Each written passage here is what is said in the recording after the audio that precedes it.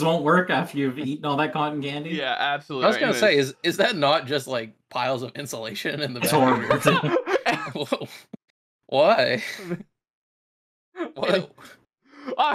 Welcome to episode 5 or 6. I can't remember which one. Hi, May. Hope you're enjoying your drive to work. May is our primary target audience.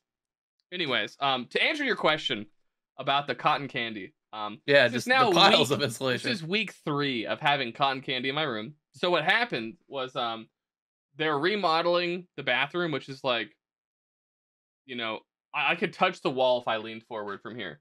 So Okay. they put all the insulation here, and they were like, listen, buddy, don't you fucking worry. We're going to have the bathroom done in 1 day, you know? And that was 3 weeks ago. You know, that we're just going to put this here. You're not even going to notice it's here. As I'm just like bleeding out of my pores. Like, I don't know. I feel like the episode of SpongeBob where he needs water when he's in Sandy's house. But, yeah, sure. But now, at no point he decided to move it in those 3 weeks either. No, yeah, right? like what is individual agency in the face of so much cotton candy? 30 cubic feet of cotton candy, literally like 4 feet away from his bed, and he's like, "No, I can touch any it. day now they'll be done." Right? Yeah. So here's another problem with it too. I'm moving out of this room downstairs, right? So it's like compounding my laziness, where it's like, why would I solve this issue when I'm just going to be leaving this issue? And my brother, of course, is like, in like 2 days. That was 3 weeks ago. So yeah, I was about to say, like, sounds like you need to either expedite that plan or expedite the plan of getting that out of here. My current plan, which is, I think, a phenomenal idea, and I don't see a way in which this goes poorly for me, is ignoring it entirely, inhaling fiberglass for months on end. And then sue for mesothelioma. Exactly. Yeah. Absolutely. I think that in 5 to 6 weeks, this will just take care of itself, and I won't have to lift a finger. You know. That's fair. And you know what? If it takes longer, it's just insulation, so it'll keep you warm at night. Exactly. Just bring a little pile over and sleep under. That's true. Now, how much worse can it be for you? 4 feet away or on top of you? It's practically no change. So, unfortunately, that's not how insulation works. I think it has to be like on the edges of walls. I don't think that you can just like put fiberglass in the middle of your room and it has any impact on keeping heat in the room. I actually don't know, because I'm a fucking moron. So there's a chance that could work. I'm telling you to cuddle and sleep with the insulation. Oh, I see. Inside it. Yeah, that would work. Yeah, I will grant you that if I were to bore out a large section of the cotton candy and dwell in it, it would probably be a lot warmer than my current room, which has, I'm going to estimate 1 to 0 insulation for when it gets cold. It's like, it'll be like -30 outside.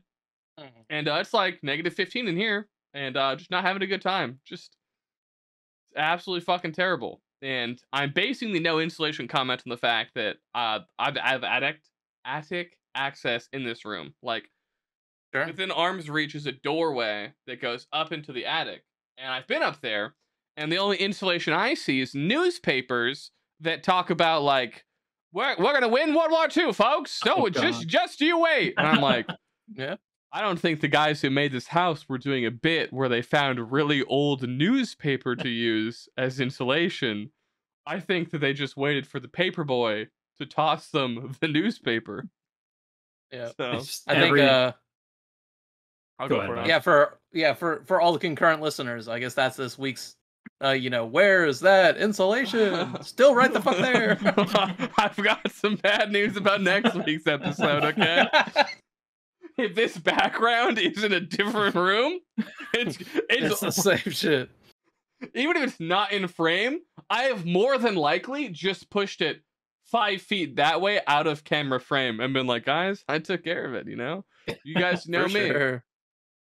My original plan was to just drag it across the hallway into the other empty room across from me.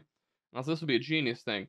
And now that room is full of tools and like sawdust and like a fucking I don't know, a table saw. There we go. Let's do the fucking word for it. Mm-hmm. So that room, there's no longer room for my cotton candy in there, so I missed the boat on that one. But yeah, I'm hoping that just inhaling this for hours on end only has mild to severe impact on my health over the next 10 years. Well, I mean, eventually it'll just like, even if you don't handle it in the next 6 weeks, it'll eventually dissipate given enough time, right? You'll breathe most of it in. I don't know. I don't know if I'm gonna be able to breathe in that much cotton candy. I believe in you, buddy. I don't think there's any mountain too large for you to tackle. I appreciate on the scale of adverse effects, like where does the cotton candy rank between just like, existence and raid leading? The most adverse. Now that, if we're gonna be honest, they're probably long term, they're probably both about as bad for my health. Okay. In the short term, raiding is infinitely worse than dealing because this, you don't even notice that your lungs are slowly being cut into little pieces. Whereas when I'm raiding, I can actively feel my brain melting inside my own head and oozing out of my eyes. So I would say a nice two-prong attack. Yeah, one's the mental, one's the physical. Yeah. No, I mean raid leading I think has also physically debilitates me sometimes when I have to like look at a log or someone asks me some insane schizo question about some piece of loot and I'm just like, this is a computer game, young man. You are aware this is a game that you play on your computer and that if you don't get this piece of item or piece of loot, like you're not gonna die. Like you're gonna be okay. But you'll be a worse person. Yeah. Like your life will be falling apart, and like you'll just be on the edge of just less valuable as a human. Yeah. But like, yeah, exactly. When you put it like that, I'm on board. My God, people that fucking lose their mind about pixels in a video game are the funniest people to not have to interact with and to only hear about. Because when you have to interact with them, suddenly you want to find the new piece of loot, and it's like the handgun on the side of your like bed, and you want to equip it to the inside of your mouth. And that's true. But I will say this is a little bit of stolen valor as someone that's always demanding that they have nothing to do with loot. So so hear me out, okay? I agree that I am the first person who is like, I would rather have like my dick peeled like a banana than have to deal with like loot in any way possible. And that strives very specifically from the problem of like people keep, for some reason, despite me saying I have no say in this, coming to me and complaining about loot.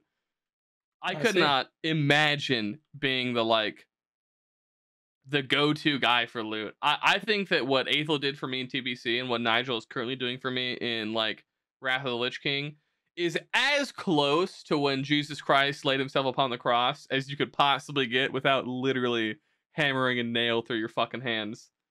Well, what you're making Nigel do right now is basically hammer nails through. Oh my God, no! What I'm doing it is unsustainable. That is crazy. Yeah. Listen, I talk to Nigel after every single raid, and I'm like, hey man, like, if there's literally anything that you need me to do, and I'm like always trying to like, I feel so bad that I'm taking an active part in trying to be active in loot distribution because it's like.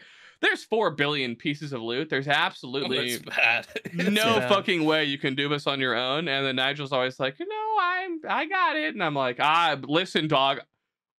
If you need anything from me, any input, I will gladly give it to you. And then I feel bad if I give unsolicited input because there is nothing worse than trying to juggle 75 pieces of loot and then just like from the corner of the room, like, yeah, I would have done that though. Yeah, that piece, no, I would have done that. No, it's probably better. It's like, no, I need to just let Nigel only receive help. Only speak when spoken to is what I feel like. Yeah, it's tough because, like, I can't really think of a more expedited process than actually just one person being like, oh, yeah. Yeah. Because, like, any conversation is just going to slow it down even more. There's, like, no...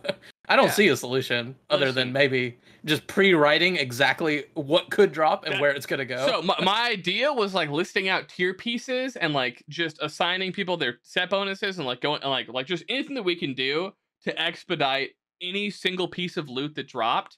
But then even then it's like,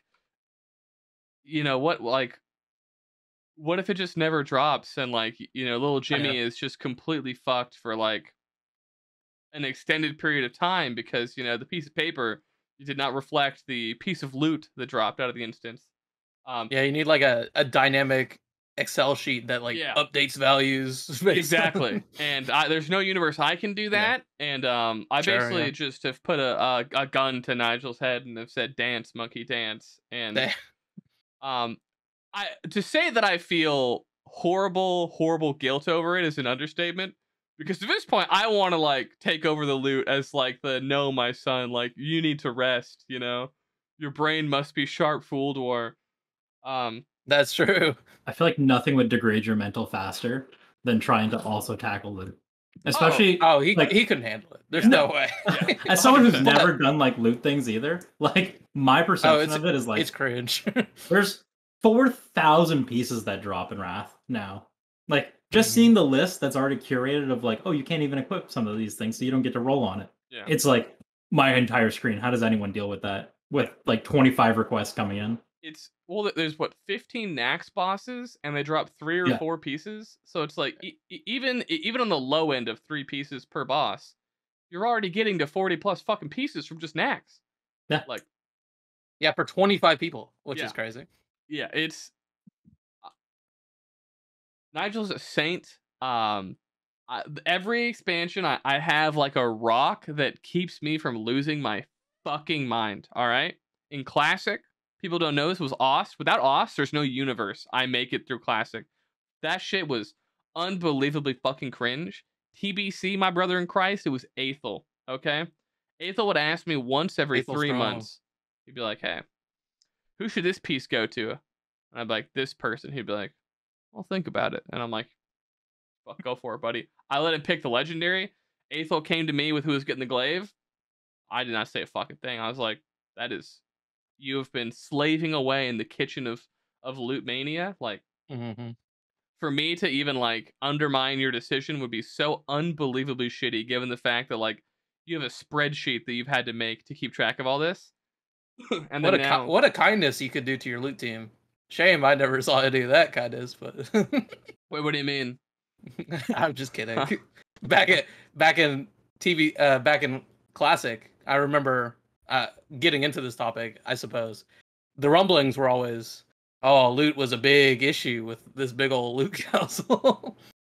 Oh yeah, I genuinely couldn't tell you any grievances anyone had in Classic other than one time Yerma got a fucking onslaught girdle and like all of my friends were trying to convince me that it was time to burn 7 down. I was like, fellas, this is it, boys. Who gives a fuck? It was crazy. They were. I gave a fuck if you care. I was probably one of the people in your whisper. Maybe I cannot. So in a 40-man raid team, it was easily 10 to 15 people that like immediately, like the moment it didn't go to me, be like, "It's time, brother," and I was like, "It's not time, brothers. Like I want this piece and I care about this piece, but like, it's like it'll just drop again," and then it did, and then it almost went to Pat's, and you know. Maybe then I would have had my fucking mask off Joker moment, but you know, apparently. Well, I was gonna. Go for it, Handsome. I was gonna ask, like, you told me you wanted to like do some deep dive into the old lore, the ancient text. Yes. How did you want to do that? So the problem is like that was like over a year and a half of time, and a lot of stuff happened. I don't even know what you want. So. My initial thought, this is like the 5 seconds of thought that I put into it because I figured we would just naturally roll. I was like, yeah, like we'll start with the most simple question that is like a footing to like get into the door here, which is how the fuck did you even find your way into 7, Ost? Okay, yeah, that's a pretty good question. So I started Classic at launch like everyone else. I had this issue though where I was playing with my girlfriend, but I'm a little bit more tryhard. So I kind of wanted to just level alone, which would have Gigajet, women, you, but that would have like repercussions for like what actually happened for the rest of Classic and like where we would both go to guilds and where that would end up. But so basically, I got to max level pretty quick in the first couple days, and I joined a little guild called the Dwarven Overlords. Yeah, I'm familiar with these heroes. Because, a little known fact about Oste, I suppose, is I was really big in the Moonguard roleplay community for my entire retail life. I was a big role player. It was really important and basically the main way I spent time in the game. My one problem though is the Dwarven Overlords. One, were planning to do dwarf only raids, which sounds kind of cool, but I had never seen the classic content before, and so I kind of wanted to like actually clear it. And two, they were all role players and therefore insanely slow at leveling, so they were never hitting max level in the first like month or anything. So I went to a variety of pugs, and my first very successful pug was the 7 pug. Nice. Where we actually got, I say successful, we got all the way to not KT, Ragnaros, and died to the Suns. Base. But I'll call that a success. And so I was like, hey, yeah, I'll definitely raid with you guys again. And then they, over the next like 3 raids or something, peer pressured me into actually joining if I wanted loot. And I was like, it's kind of fucked up, but I also understand it. Like, you want to grow your guild.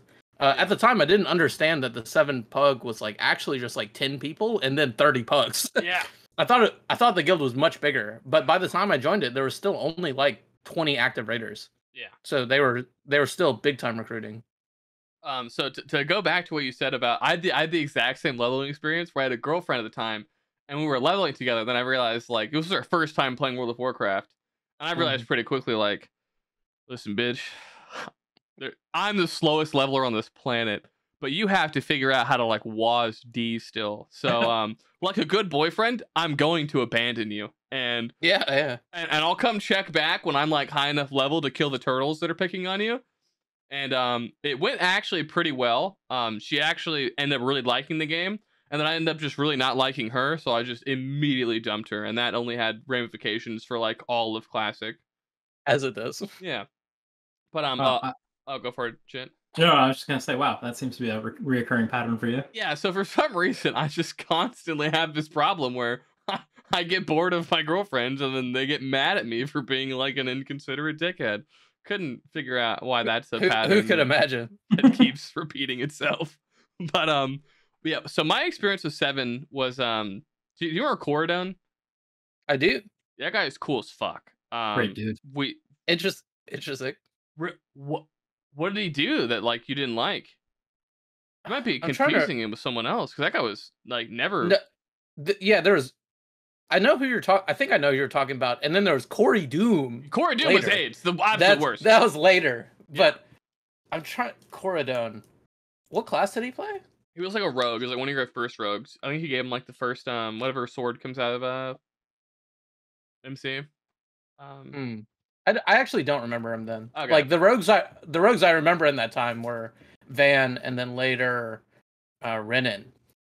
And we can get into fun Renan stories. My real life friend Renan. So yeah, Renan actually ended up talking to this guy. Was how we got in contact, because Renan went to the pug, I believe, or like talked to Corridon, or somehow went to an Ani pug or something. And Corridon was like, "Oh yeah, our guild leader Rahzek, he's so cool, you know." Because Rahzek would like just sit in his like tier 2 and like sit in like a chair in front of Ironforge, and Rahzek was Rahzek. Corridon was like, "This is the coolest guy ever. Look how sick he looks."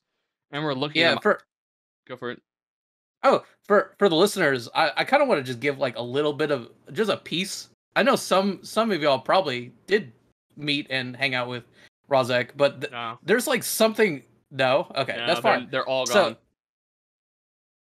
So, we're gonna eventually say some negative things about this guy, but the interesting part is that like on first glance, this is not the guy he becomes is not the guy you think he is. Yes, because he's very serious. He's like very monotone, very straight-laced, very authoritarian in the way he likes to run the guild. He has like all the hallmarks of like a really strong guild leader that's actually going to get stuff done. That was part of what actually convinced me, okay, I'll join 7 because it seems like this is going to be a stable guild, strong guild. Yeah. He has strong pillars and beliefs that he cares about, I thought. And like I can see that this guild has a direction, even though I don't know exactly like what their goals are, other than having a consistent guild that's going to go through the whole game, which is how it was advertised to me. So yeah, this guy, at least whenever you talk to him the first couple times, really came off like he had his stuff together. Really. Yeah, I could not agree more. Like that is the exact same impression I got of Rahzek. He's got this like voice about him that just makes him sound like a fucking leader who's got his shit together, and then you realize like very quickly like no, he watches way too much anime. Like no, it's actually he's actually just like incredibly antisocial and doesn't like have like normal conversation skills, so he just like very bluntly speaks to like his mind and his you're worldview. so right, actually. Holy fuck! I don't know how I never thought of that. Yeah, it's actually crazy once I realized it. I'm You're like, kind of oh, no. shattering my illusion of him right now, because I always remember him as like this fucking straight to the point, no nonsense leader that like No. got shit done. And it's like, no, he just was autistic and fucking like didn't have people skills and would just bluntly like be unbelievably rude to people. Yeah, It's like it's crazy. oh, Let the record show I will never tolerate any Rahzek slander That's in my fair. presence. Oh well, this is gonna be a tough podcast. yeah, that's some real bad news, buddy. This is problematic. But yeah, so we meet Core down, and then like I had resigned to like quit World of Warcraft. I was like, you know what? I wanted to like tank, and I'm not really interested in being a DPS warrior. It's kind of lame to me. Like do you get like 0 agency as a DPS? Like you just hit the fucking target dummies for like 2 entire expansions, and then like later in Wrath you start getting mechanics, and like DPS becomes like actually the harder part of the game where you have to like move out of mechanics while maintaining uptime. And it's like the only part of Classic that was like even remotely difficult was like healing maybe, and like a little bit of tank itemization. And even then, to call it difficult or skillful is like a wild overestimation of like how difficult it is. It was still a fun game. But well, I would say the difficult part really is not even any of that. It's like literally just like player management. Yes. It's like, how do you make sure 40 people show up every week at the same time? You have a extra roster to fill people that can't show up, and then how do you distribute like 10 pieces of loot from a raid between those 40 people? Yeah. So it's more like playing like a prison simulator, Yes. as apt as that description is. Yes. Than 100%. playing like an MMO. It's crazy. Yeah, no, the macro of like, you know, it's like in StarCraft where you gotta like get your units and like gotta have your build order off the rip. It's like that's the same thing with like managing your little guildies. Is like you figure out their personalities and like what tilts who and like how you navigate that. It's just turns out I fucking love that part of World of Warcraft, and like people management is like my best skill, and that's how I managed to make it like as far as I made it in terms of not just completely losing my fucking mind. But so yeah, Rahzek, God, I just remember like I basically like bid all of my guildies farewell. I was like, look guys, I'm not transferring over to 7. Like I have no interest in playing like 5th string quarterback. Like no disrespect to the current tanks. I'm sure they will do a fantastic job, but just like when it comes to me, I am not interested in, you know, 5th string quarterback. It's just completely fucking boring to me. And then all of my like guildies either quit the game with me or made it to 7, had a good time, and then begged me to come over. And I was like, nah, like it's not for me. Like I'm not down for it. And I was literally ready to quit. The only thing that prevented me from quitting was I decided to craft Mirox and another one of my warriors Lionheart helms as like a farewell gift. And I can't remember the exact details of this, but Mirox ended up scamming someone 300 out of 300 gold. Just like basically like, no, like you don't understand, Dylan. Like I told the guy I was gonna give him the gold, but I'm not. Like, I'm a fucking genius. Like, it turns out you can just not pay them, and like, what are they? You can't go to WoW jail.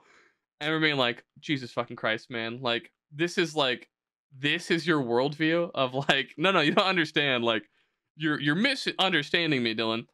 I don't have to pay the 300 gold. This is a good thing. Like, Jesus fucking Christ, man. Like, honestly, Mirox and Renan really just had the spirit of Classic in them more than maybe any other player I saw. 100%. Like, they really got back to like some of the really toxic, just I'll be the scammer, I'll be the bad guy energy that really prevailed like in that really early MMO scene. Yeah. Like, yeah, I'll trim your rune armor, just like hand it over. Yes. Exactly. But so I ended up paying the guy the 300 gold because I was like, you know, I don't want the fucking legacy of like my guild to be some dickhead scam me. I was like, my bad, dog. Like, here's like the money plus a little extra. It's 100% my bad. Like, he's new. Sorry. And I'm like ready to quit. And I talked to a guy named Tetrahydro who was in the Enclave at the time. And Good guild. yeah, well, he was only in it because like he just wanted to raid with the best, and he's like, yeah, like this is like the best guild or whatever at the time. So if I got to listen to a couple slurs every once in a while, whatever. He ended up being like one of the coolest fucking dudes in all of Classic in terms of like his life story. He was just like a drug dealer that would like sling crack outside of his house. So cool as hell. He ended up like having a kid. Just he always pops into my streams. I genuinely like that guy, and like guy was always cool as fuck to me. Anyways, he takes it upon himself when he hears about this Murok story to be like, he goes up to Rahzek and he's like, listen, Rahzek, you need to do everything in your power to get this fucking midgets guy to join your guild. He'll be a valuable asset to you. And like, he's the coolest. And he sent Rahzek like 30 messages and just would not take no for an answer. And he got Rahzek to reach out to me and like basically like beg me to join the guild. And I was like, fuck, dude, I guess I will join the fucking guild. Like, if it'll get you off my fucking back. And I would later find out why Rahzek was so insistent, which was the power of Tetrahydro. And then we began... also his first greatest mistake. Yeah, you think about it. 100%. I view so I saw the anime known as fuck. There's a guy with an eye patch. He like loses an eyeball and an arm, and then he gets a robot hand. Not One Piece. It's very short. His name is like Guts or some shit. Well, Guts is Berserk, and he doesn't lose his eye.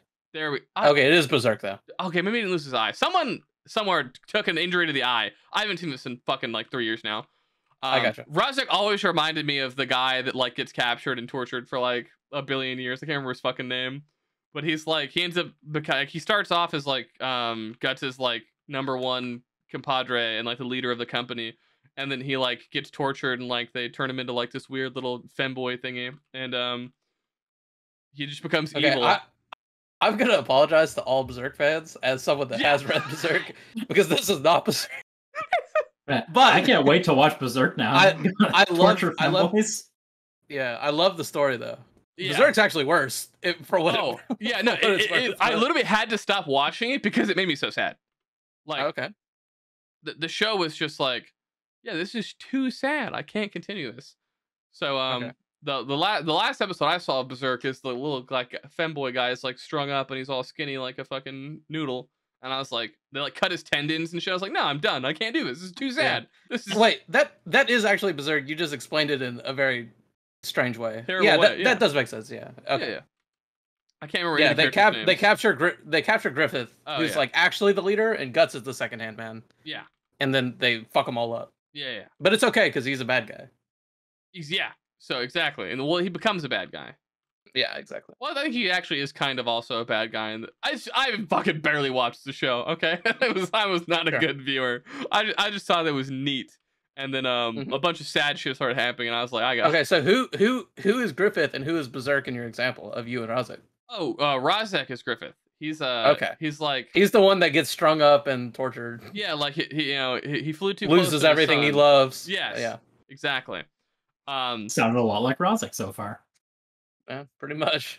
Yeah, I can't even think of like a narrative way to like progress like my experience of 7 because it's just like it was sort of mundane raiding. My only real experience was like my first raid. There was this guy named Sigismund and this guy named Feck. Yep. And Sigismund and Feck. They were 2 retribution paladins. That raid was crazy. Do you remember? It Hello was like Cthulhu that happened as well. Yeah, Hello Cthulhu went more than you remember. Completely berserk. Yeah, it was so funny because like 2 people went completely unhinged in the same raid, and this was your first raid. Yeah, and so this was like the first raid where the remnants of offline. It was offline, right? Yeah. I'm not misremembering. Okay. Yeah. The remnants of offline were really just trying out for the guild. Yeah. And this was going to actually complete 7 into a full raid team. Yeah. If they wanted to join. And so we were like, let's do a really good, clean raid that was like, this is like the beginning of the guild truly. Yeah. was like the vibe, at least. Again, at this point, I wasn't an officer. Yeah. I'd already started like DMing, I guess, important people. The officers at the time were Rahzek, Bishop, Riv, Swiftvan, and Akbar. Mm-hmm. And Marcina And so Rostock. yeah, and so I was already talking to mostly like Bishop and Raz Yeah. were the two people I was talking to at that point, just to like make sure, because I'm kind of like we'll probably explore it later, but I'm like a pretty stickler rules guy, so I like having everything laid out up front about like what I'm about and what I care about, so that people can make their decisions around that. I think that's helpful for officers to know, like, just know straight up, like, hey, what's going on? So I was pretty forthcoming with that information.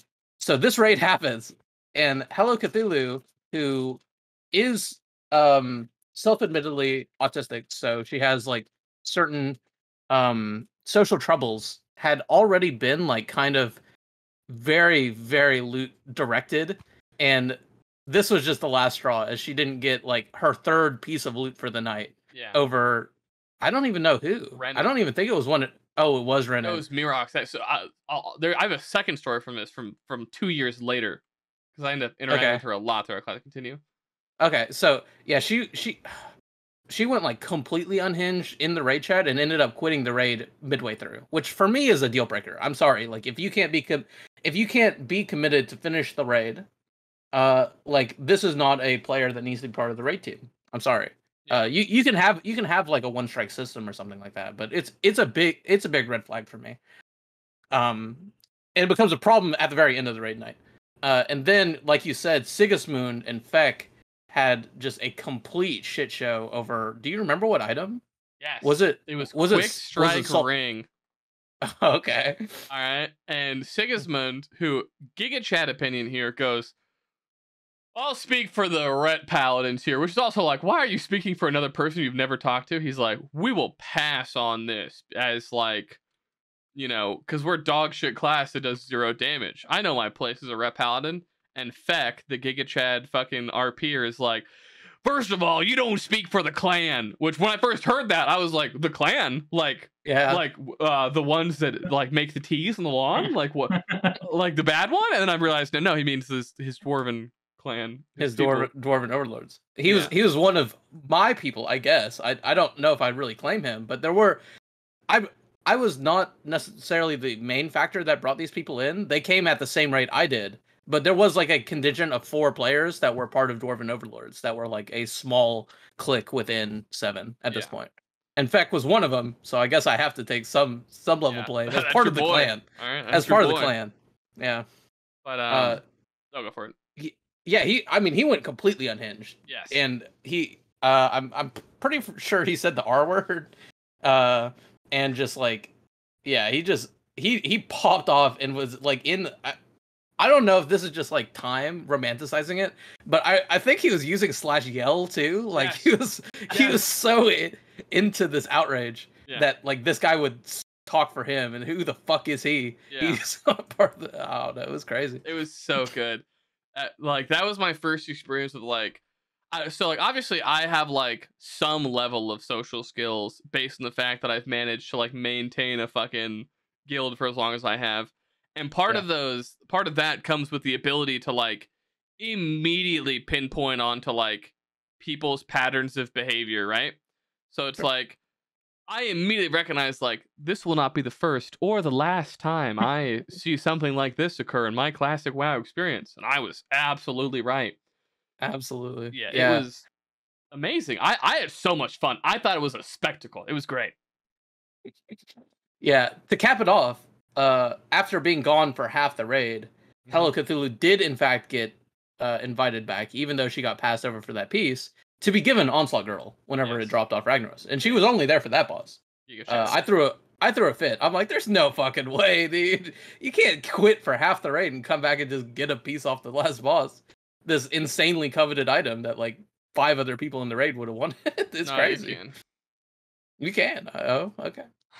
Based opinion. I mean, she did. That's what happened. That's The true. proof's in That's the true. pudding. And then So- she The came proof back is- several more times throughout the rest of Oh. Classic. Hello Cthulhu has a long-standing lore within not only my life, but my friends' lives. Okay, she never Okay. went away. She would constantly reappear. So there's a person in our guild named Diana Gloria. You know, because I don't know if you've ever talked to him. He dated her for like a very long time. I found that out like midway through TBC, where I was like, "Wait, what? Mhm. Like, you Yep. knew this person? What the fuck?" On top of like just like AQ 40 era, Hello Cthulhu just randomly returned and like begged me to host AQ 20s for her. And I'm like not mean enough of a person to not just immediately oblige and be like, okay, like sure, I'll host your fucking thing for you and completely piss off every single person who comes to this raid expecting a midget style raid. And instead there's like this chirping psychopath that can't not scream at everyone. And it's like, Mhm. it's like the meme where it's like they're talking to HR where it's like, you know, the ugly fat nerd says something and she's like, oh my god, human resources, and like the Giga Chad guy says the exact same thing, and it's like, wow, like amazing. And that's Hello Cthulhu and myself. We will speak with the exact same words, but it's the way in which we say them that are two vastly different universes. And like Mhm. people struggle very hard when it comes to how I speak to people and their responses to it, of like, why can't I also just be incredibly openly hostile to everyone and not just like have them like me? It's like, because you're really bad with people skills and you don't know like how to ride the line of like riffing. It's true. Yeah. Like, you're just being mean, and people generally don't like when you are just mean to them. Yeah, it's tough because like the people that would emulate you the most are almost certainly people that absolutely don't have the skills to pull it off. Yeah, just By definition. Yeah. They don't understand what exactly you are doing in a conversation to make it okay. So yeah, they just take the surface level take of like, oh, he's just a dick. Yeah. And it's really funny, and they try it and it just doesn't. It falls flat does for sure. not pan out for them. Yeah. But going back to Hello Cthulhu, so she didn't have a conversation with me about this like a year after the event. She's like, yeah, I was just so mad that they would, you know, give Renan the sword over Mirox. You know, he was a new member, and I just thought that it was important that he get a piece that night. We're like the frame. What happened? Yeah, it's like I am like not like, unfortunately I was born like 2 days before yesterday, so immediately I'm just like, oh, like that's, oh, okay, I'm glad you gave me the context. Meanwhile, in my own head I'm like, that is absolutely a fucking fabrication of like what happened. This is the biggest fucking cope of all time. Or she used to like spit on me all the time because I played a gnome. And then she would always like try and PvP against me. And it's like, I was like a deep prot warrior at the time. And it's like, deep prot warrior just wins against any melee in classic. There's just no, I just have too much health and armor. You just fucking lose. And she would lose her fucking mind on me every time she would fucking lose to me. And it was just like, why do you keep dueling me if you're just going to get mad and call me a stupid fucking gnome and then spit on me? Like, Yeah. like I don't want to duel you. Fantasy racism. Yeah. It was it felt like real racism to me, dog. I think I felt fucking attacked. I get it. I get it. Now, imagine all go that ahead. with Cthulhu, and then having to also play games outside of WoW with her because one of your friends from high school is dating her. Yeah, That's No crazy. thanks. that's the biggest L. I remember you told me the story like in Valheim, like someone cut down a tree that she wanted to cut down, and she like fuck. lost her fucking mind, and because had to like come into the Discord and be like, bitch, shut the fuck up, like you are Literally. out of line. I chopped down a tree and it fell in the river, and she's like, "Are you gonna get that?" I'm like, "No, it's fucking in the river now." And then I kept doing it. Lost her mind. Just went bananas on us, screaming and hollering. And we just like clipped it and sent it to because we were like, "Come wrangle this thing." Now, And he came in to just play giga chat. devil's advocate, I will reframe this in what I think is a normal framing of this, which is an autistic person got upset about something I did in a video game, so I kept doing it and was shocked when they got upset. I needed trees and I needed a bridge to cross the river. The easiest thing is just to drop the tree in the river. And then she thought we like stole her crops or something. I don't know. It was wild. And then she'd like calm down and then explode again next week. And it was like a cycle. It was great. I really enjoyed it. Yeah.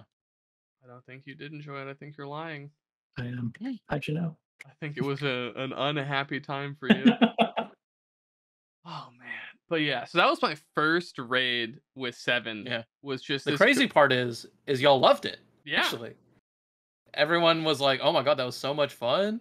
We actually killed all the bosses. I mean, it was a success. But But no, like the previous 2 pugs that my guilds had gone to were the pug with Singularity with May and her group, where they couldn't even kill the first boss, Lucifron, and then the other pug was with the Storm Pike Militia, I think was what they were called, and they couldn't kill Ragnaros, and all their characters were like under geared and like no one knew the fights, which is like, it's fucking MC. Who cares?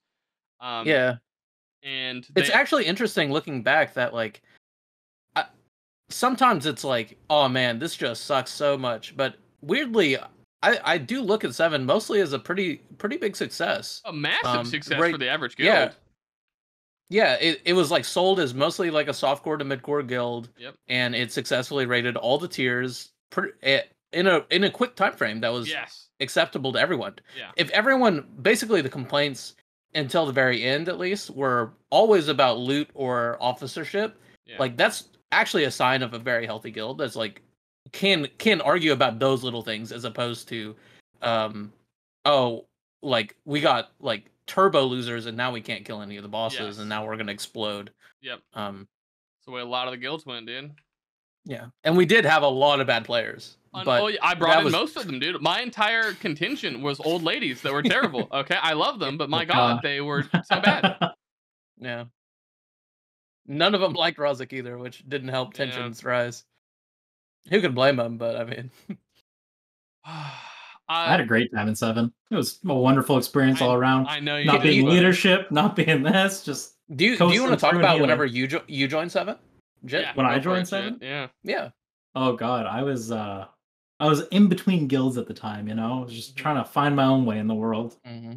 When a lady that some of you might A know, little dwarf, yeah. a little dwarf lady, Runa, reached out to me and said, "Hey, I got a nice little guild. Do you want to join?" And I said, "Sure." And she's like, "Let me introduce you to this great, upstanding gentleman who would never do harm to you or betray you, Bishop. And Oh, no. he'll talk to you for a bit, and and you can come for a little trial run." And I don't remember anything about the first raid. I just remember shit talking the other healers because they were all really bad. You guys had like Yeah. Taco and I can't even fucking remember the rest of them, Oh, but they were just bad, I remember. just objectively bad. I think Taco I mean- rated in like Shadow PvP spec.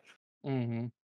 Yeah, Yeah, but yeah. I do remember very specifically that whenever I would talk to Bishop and Riv, who are 2 of the better healers or whatever, they Love would Riv. they would big up you, and I can't remember anyone else. I think they Apollo. thought all the other healers were bad, but I'm trying to remember other healers that were good. Apollos. They loved Apollos. Oh, Apollos, yeah. That is true. He's long gone. I actually still talk to that guy. Like, I'm in a Discord with him and his hunter friend. I can't remember. I know him as Sketty now, but I can't remember his character name. And Plutos. Like I Wh- say, when did- Apollos isn't our Apollos that we Yeah. play with No. right now, right? Okay. No. Just making sure. This is old Apollos, not Yeah. Apollo. Okay. Yeah. Okay. Yeah. Apollos. He quit sometime though. Maybe in BWL, I think, or some point. It would have been just like It was probably right before even AQ. yeah, because I remember playing with him and I joined like just beginning of ZG, I think it was like end of BWL. Oh, really? Yeah. I don't know why. I thought you were in the guild from BWL or No. early or late MC. Okay. No, I was hanging out with Prestige and then our good friends at Archon Okay. back then. Oh my god, dude. A bunch of winners. When do we want to talk about Archon? Oh, Oh. So listen, there is like the 7 extended universe has so much deep lore. It's I was a little worried about this podcast because like we've talked for like 30 hours over Discord. hours And hours, and we haven't completed talking about Yeah. all this stuff. Oh, So you I don't never know how will. we were gonna get. I didn't know how we were gonna like try to go through it in an hour. Yeah, So- but listen, if we go over, we go over. But yeah, I Okay. Dude, so for context to everyone listening and for even Jit, like the amount of people left in the guild from these days, like this part of the lore is like sub five, even in my community, right? I have a pretty big community that I've built up now. And even within that, like there are maybe 10 people from like these times that are still These ancient around times. who Yeah. even remember Archon or things that happened. It's like Van, Swift, Max, now yourself, Riv, me, and I really Shans. And outside of that, like I don't think there's anyone left from the fucking dark times that like regularly interacts with me. And I completely forgot about Archon. What a fucking unhinged group of fucking losers. It's true. I think But to fight on Archon's behalf, Yeah. 7 was also a Never. group of unhinged fucking losers. Absolutely, brother. Yeah. I don't even know really what the rivalry was about, but there was a huge rivalry Yes. between 7 and Archon, and the problem is we raided at the same exact time Yeah, slot. and they would argue in So- fucking chat with each other. We would there would just be insults and shit slinged in general chat, and I was so upset. I'm like, what fucking guild conducts itself this way or allows its members to conduct it? Yes. Again, you'll get into this once we talk more about like what maybe I did as an officer, or just officership in general. But like, I'm kind of a stickler. I don't like shit like that. Yeah. And it was a big part of 7 culture to just I love fucking it. endlessly shit on Archon because they were oh so slightly worse than us. Dude, it triggered the fuck out of me because it felt like it reflected on me so poorly, and I was just like, guys, what the fuck is wrong with you? Like, just shut the fuck up, just stop. Yeah. Well, to be fair, like some of the biggest offenders were like Renan, Mirox, Yeah. and Sunradish. Oh my Sunradish god. isn't yours, but Yeah. those were the ones I remember having the worst comments that required action. They were so openly hostile. What's so funny too is like Archon is why Ren and I like had our falling out, and like the guy who made, well, it's kind of my fault because I didn't mend the bridge. It was like a very easy bridge to mend with Renan, and I just like was like, no, you're kind of a dickhead, so like I don't give a fuck to like set the record straight. So like Archon, he would always hang on my personal Discord with me, if you remember Widley, I do. and a few people, and like this dude was like. The GM would come in and like he would always try and snipe me and recruit me. He's like, listen, buddy, we could get you sitting in a brand new Cadillac in the Archon dealership today. All right, sticker $100 off sticker price. And I'm like, okay, that's like a shit deal. I don't want this at all. And one day Widley just goes off on Renan and like about how fucking annoying he is and like how he's always fucking around with loot and like he's like a selfish asshole in real life. And these are like real life friends, by the way. I don't know why the fuck Widley went off on Renan the day that he did. And then the guy from Archon immediately goes to Renan and says like, yeah, you know, one of your boys is talking shit. Here's all the things he said. He's like a log of it all. And for some reason, Renan thinks that I said all this shit. And so Renan freaks the fuck out on me. And this was an easy solution to me being like, that was Widley. It wasn't fucking me. Like, why the fuck would you think it's not me. Instead, I went, oh yeah, you know, who fucking cares? And he got really mad at me, and it caused like a giant strife in our like real life friend group. And super worth not explaining. He and Widley are still friends to this day, and like he just has no idea that all those horrible things that were said about him were said by his other friend and not me. And I always found that very funny. Jesus. I can talk a bit about like the one time my story intersected with Renan because it's going to be poignant for the very end of the MC arc. Basically, one of my goals, this became more important to me in TVC, but one of my goals in playing Classic is, especially if you're going to play a MMO for multiple hours a day, and you have a significant other that also does so, I think it's important to play together as like, you know, part of your relationship, right? And so I wanted to bring Tiffany into 7 whenever she hit max level on her second character, her rogue. Theodora. I remember, buddy. Theodora. Yeah. And so her first raid or whatever, and listeners can maybe fall on either side of this. Her Bis weapon, she was the only dagger rogue in the raid dropped, and it was the Perdition's Blade off of Ragnaros. And there was a lot of debate in the Loot Council, and they decided to give it to Renan, a sword rogue with already his Bis weapons, for one fight in BWL. Yes, sir. Over the maybe new recruit, Theodora. And the thing about Tiffany is, I think of all players on a spectrum of how much they care about loot, and this is not a condemnation of character. People care about different things in a video game, right? So some people are really motivated by like progressing their character along their upgrade path. Some people really like playing the game. She is definitely more motivated by loot, and this was tragedy. This was terrible. How could she not get Perdition's Blade over this admittedly long-standing member of the guild? But he was a huge shithead about it, basically calling her out in raid chat for being like a dumb bitch and only wanting to get it as a girl or something. To clarify, that's not like a poor framing. He like verbatim was like, this dumb bitch freaking the fuck out over my loot because she's a girl. Just yeah, completely unhinged. And then he got the item. That's who the loot council decided to give it to. Yeah. Which is ironic later on that like, oh, really? We're going to not give loot to long-standing members over new recruits. I even said, like, if this is good recruitment philosophy. Like, if it's a piece that no one really cares about and you really need to fill out a raid team, if you got a new recruit, if you give them that important piece that's important to them but no one else, like, you're going to get them on your side for like raid tiers for so long. This is just important guild management skills that you are failing, and also it's fucking me over. And that's the second thing is like the unsaid maybe nepotism of a guild or whatever is like, if you think I'm a good player and you want to keep me around, why would you like throw your middle finger up to me by fucking over my girlfriend, right? It's just a weird choice. And then Rahzek in a strat home later basically also went on an unhinged misogynist rant. Yeah, this is deep lore. This is what this is what the podcast is about. I wish I had saved it. It was like deeply troubled and autistic, and revealed a lot about his relationship with women. And basically all the officer corps were in this group strat home or whatever. And basically I told him, I was like, that is insanely unacceptable, and I quit. I just quit the guild. I'm like, there's no way I can stand for that. And it took like another 2 days. Basically all the officers had to rein him in, and he had to like try to get me in a voice call and give me like a sincere apology.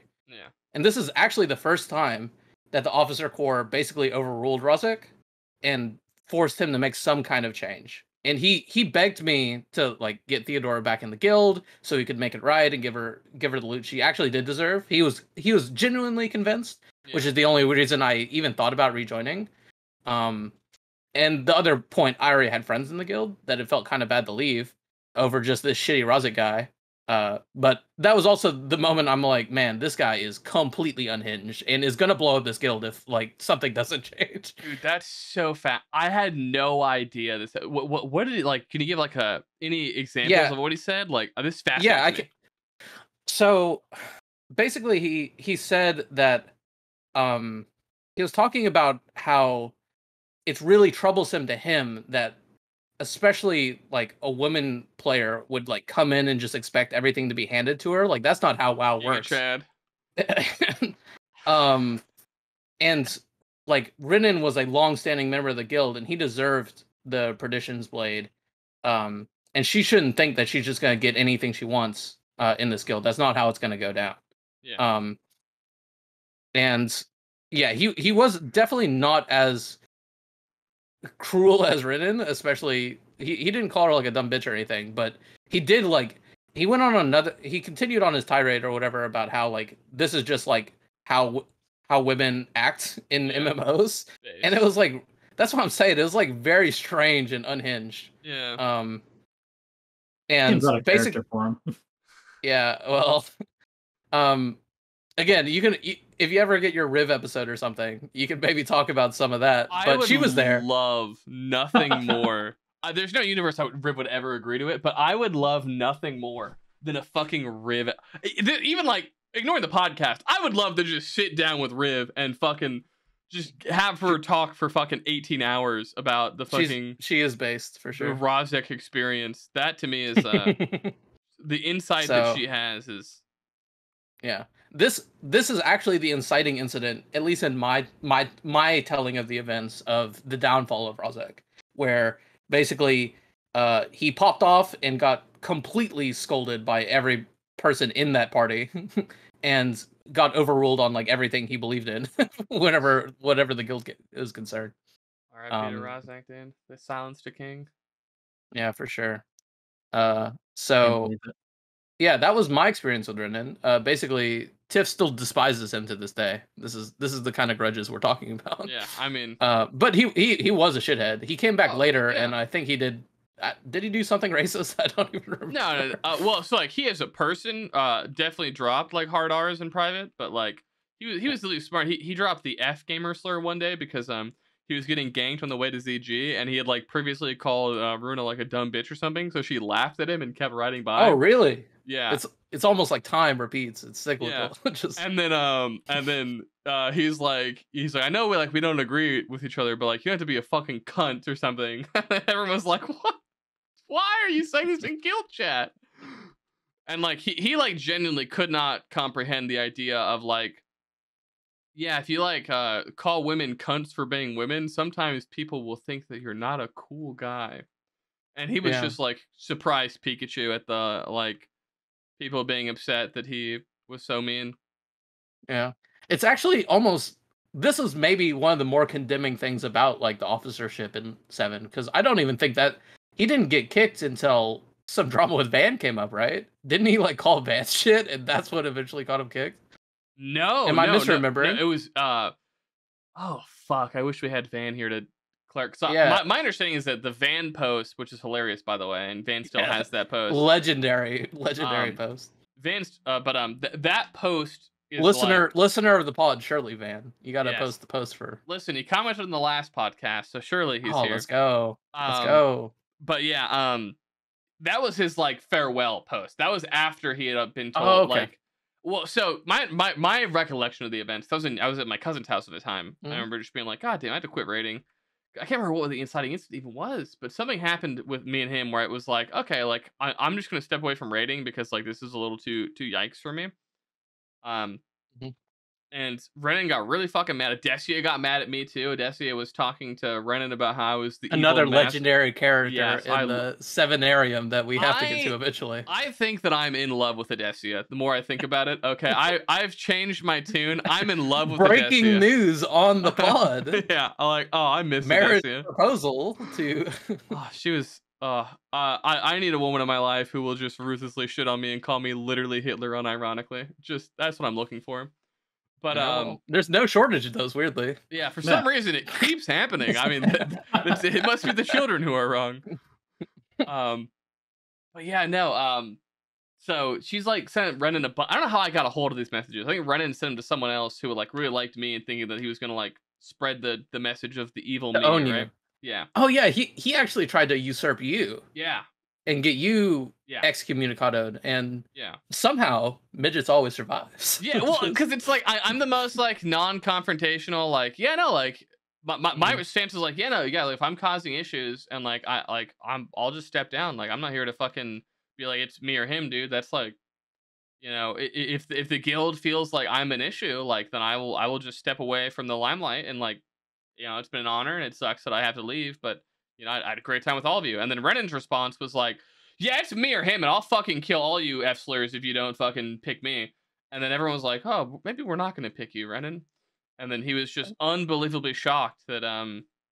Surprised Pikachu face, yeah. That no one actually liked him the whole time. He made a post about how, like, if we didn't, like, rein me in, I would destroy the guild, and, like, no guild could last under my leadership. And then, funnily enough, you know, years later, I'm still fucking here. And Renan's guilds all died, and every fucking person I've talked to from those guilds is like, oh yeah, that dickhead, like, God, I couldn't stand him. It's like, yeah, that's pretty much how everyone else felt. He pulled the classic rank 14 scam, the scam of a lifetime, one of my favorites. Dude, yeah. So basically, again, for the listeners, Renan got, God, it was Maladeth, wasn't it, right? CTS, I believe. CTS, okay. So I remember being one of the two swords. Yeah, one of the two swords. But the thing is he was gonna hit rank 14 like immediately, which gives a better sword. This was a big debate in Loot Council, and we brought in expert witnesses and stuff, and Renan just swore that he was not going to be hitting rank 14 for like 4 or 5 weeks, and so he should get the sword. I'm not big on revealing votes, but I do think we're past the statute of limitations, and I said that was bullshit. That's crazy. Why would you give him the sword? Yeah. But I was outvoted. I will not reveal who outvoted me, but I was outvoted. And he did get the sword, only to replace it literally next week. Yeah. And just sell that shit. That was the funniest fucking part. Was because he had made this big case about like, guys, I'm done with ranking. I'm putting that behind me. You know, I've been on the grind. I don't even know if I'm gonna get rank 14, honestly. Meanwhile, like 13's enough. He knew for a fact that he was getting rank 14 the next week, and I don't understand what his play is here, right? Because you just replace CTS. There isn't like an itemization choice later on where you would need CTS. No, he's just like, fuck him. It's weird because like, did he even ever raid with CTS? Or did he rank up before raid and then just vendor it and put on the new sword? Because it happened on Tuesday resets, my understanding, and I might go to the logs after this and issue a retraction next week. Okay, sure. But I genuinely believe that he did not get a single raid lockout with that CTS in his fucking hands post Unhinged. The week that he got That's it. crazy. Yeah. Maybe, actually, that'll go down as... I think maybe the biggest loot council fuck up of 7. Oh, for sure. Of which I would claim there were few, considering the kind of decisions that that people had to make. But other people can feel free to disagree. Long-term listener May is shaking in her car right now when she rolled a 100 for her pants and Kael'Vane rolled a 7, and she was not told about the 7 rule. Listen, legendary I baseball. love May, but you get a couple of drinks into May, and she starts talking about that bitch Kael'Vane and how Rahzek stole her fucking pants. And it fascinates me that like May was deeply traumatized by the loss of these pants to the 7 rule, and she to this day I think fucking holds the biggest grudge I've ever seen anyone hold against Rahzek for literally anything. That's crazy, actually. Out of all the things like this Renan stuff and the rank 14 and that, I'm often like fucking La La Land walking around in circles while everyone's exploding. The only thing that I paid any attention to was those pants. So I was like, oh, it's healer loot. What's happening with that? If I remember correctly, there was like a huge problem in the BWL era where healer loot just did not drop full stop. Yeah. Like those pants didn't drop, the gym never dropped. Yeah. I feel like a weapon didn't ever drop either. Like healer loot was just fucking a desert. There was I can't remember. I think it might have went to like Taco, and I was like, that's a little weird that the gym went, okay, whatever. And they're like, don't worry, next time it drops, it's all yours. And I was like, sure, whatever. I don't care that much. Months go by, haven't seen the fucking thing. Nothing else healer drops. It's just like, okay. Are you talking about the Rejuve gem? Yeah. Mm-hmm. That's so weird because at the very end that became the most given piece. Like in the last like 2 months of the expansion, like, it was just like every single fucking day to the point where I was the next up for my fucking Diamond Flask set. Yeah. And I was like, let's fucking go, dude. Let's such go, a fucking dude. flex piece. Like as soon as I saw it going to like Warriors for Diamond Flask, I was like, okay. Yeah. Yeah, it just really sucks because it would never ever drop early. Yeah. But yeah, I do remember healers really struggling during that phase of the game. Honestly, that's the biggest problem if looking back at Classic, and why I don't necessarily disagree with people whenever they had like big drama around the loot and stuff like that. But it was the most difficult part of the game to ever do officer stuff in, I think. Yeah, 100%. Because you had the same amount of loot dropping from a Nax 10, but for 40 people. Yeah. And sometimes even less loot than you get in Nax 10. Yeah. And it was just beyond impossible to actually gear out a raid fairly in any consistent manner. I don't know. It was a difficult time. Basically by the end of it, all the officers literally despised the job and never wanted to do it again, except for only me, I suppose. As I went into TVC and picked it up again, only to not have my guild explode on me. It did. Yeah, I was gonna say. Spoiler alert, It's, but yeah, there was a literal explosion. literal explosion. But I tried my best, and I'll always stand by that. I'll always try my best. Yeah, you killed your guild. I can't fucking believe it, dude. Yeah, for sure. But I'll go for it. If we wanted to go back and cap off the MC era, we kind of spoiled it already, but it was the drama over bringing in Yerma and Pats and the Onslaught Girdle. Basically, the end of the fuck midgets arc, which is what it was. If I'm gonna be honest, I don't even consider that the MC era. To me, that's like the BWL era, because that was like right before AQ40 dropped. That was like was it? That was the like we're Holy talking shit. Yeah, 2 weeks later. Right. Rahzek fucking got Thanos snapped away. It was so late into the expansion. Oh wow, yeah, I think you are right. Like I was in there for that, and I was in MC. It's so tough because like something else that didn't really happen in BW or in TBC as much is the fact that you rated concurrently. Like sometimes you would go back to the old content or whatever, but it didn't feel like how it did back in Classic, where basically you were always just rating 2 blocks of content. Yeah. Just the current and the old, because so much of that gear in the old content was still relevant. Yeah. And little drops. Again, and you had so little loot for 40 players. So, yeah, you're right. This was the end of the BWL content, which lasted forever. This is actually the core of. This is the core of what I actually think of the early 7 journey is this early BWL era and basically the death of Rahzek. Yes. I 100% agree. Like that is exactly how my brain like segments the like experiences. Like we go into AQ40 and like Rahzek made it to 1 AQ40 and then he just like dies and just goes away. Rest in peace, King. Basically, so God, I don't even know how to tackle this then. One, I want to let you say your piece on Rahzek. You already talked about your respect. The funniest part, considering what eventually happens, is Dylan was always like fucking tail wagging dog whenever it came to Rahzek. He was just like, "Yes, sir. I'm so happy to be here." He's just like licking it up. He loves it. Just being kind of treated like shit.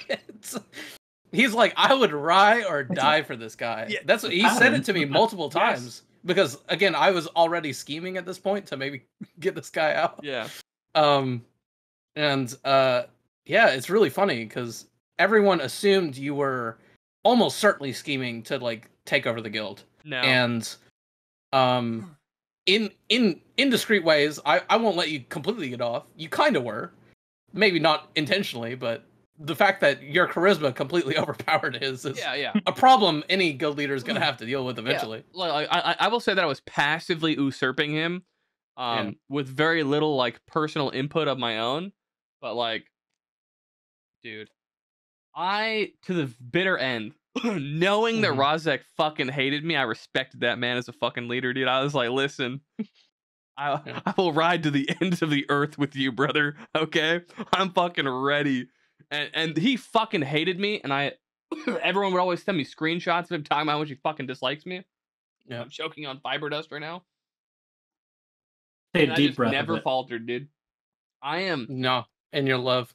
Just there were times where your relationship with Adesia faltered, but never Rahzek. Yeah, I fucking couldn't stand Adesia for the longest time. I ended up coming back around because I feel like I need characters like Adesia, or else I just become tyrannical. Like, regardless of like if they're even right, I just need someone to tell me I'm doing a terrible job and I'm a piece of shit, so that I'm forced to like self-reflect. Absolutely, yeah. But the Rahzek hating me and then me like never like really hating. I would acknowledge his flaws and know that he was kind of weird and cringe and a massive dickhead. But like, my personality is like I can separate like personal dislike from like business dislike and shit like that, where it's like, like Rahzek might fucking hate me because of like real life personal shit, but like, listen, brother, as a fucking off tank, he couldn't have asked for a better soldier, and I fucking know that. And yeah, and I try. Have you ever sorry to interject. Have you watched Game of Thrones? Yeah. I'm like a massive fucking psycho for that series. So basically, Rahzek was Stannis Baratheon, and you were like Renly.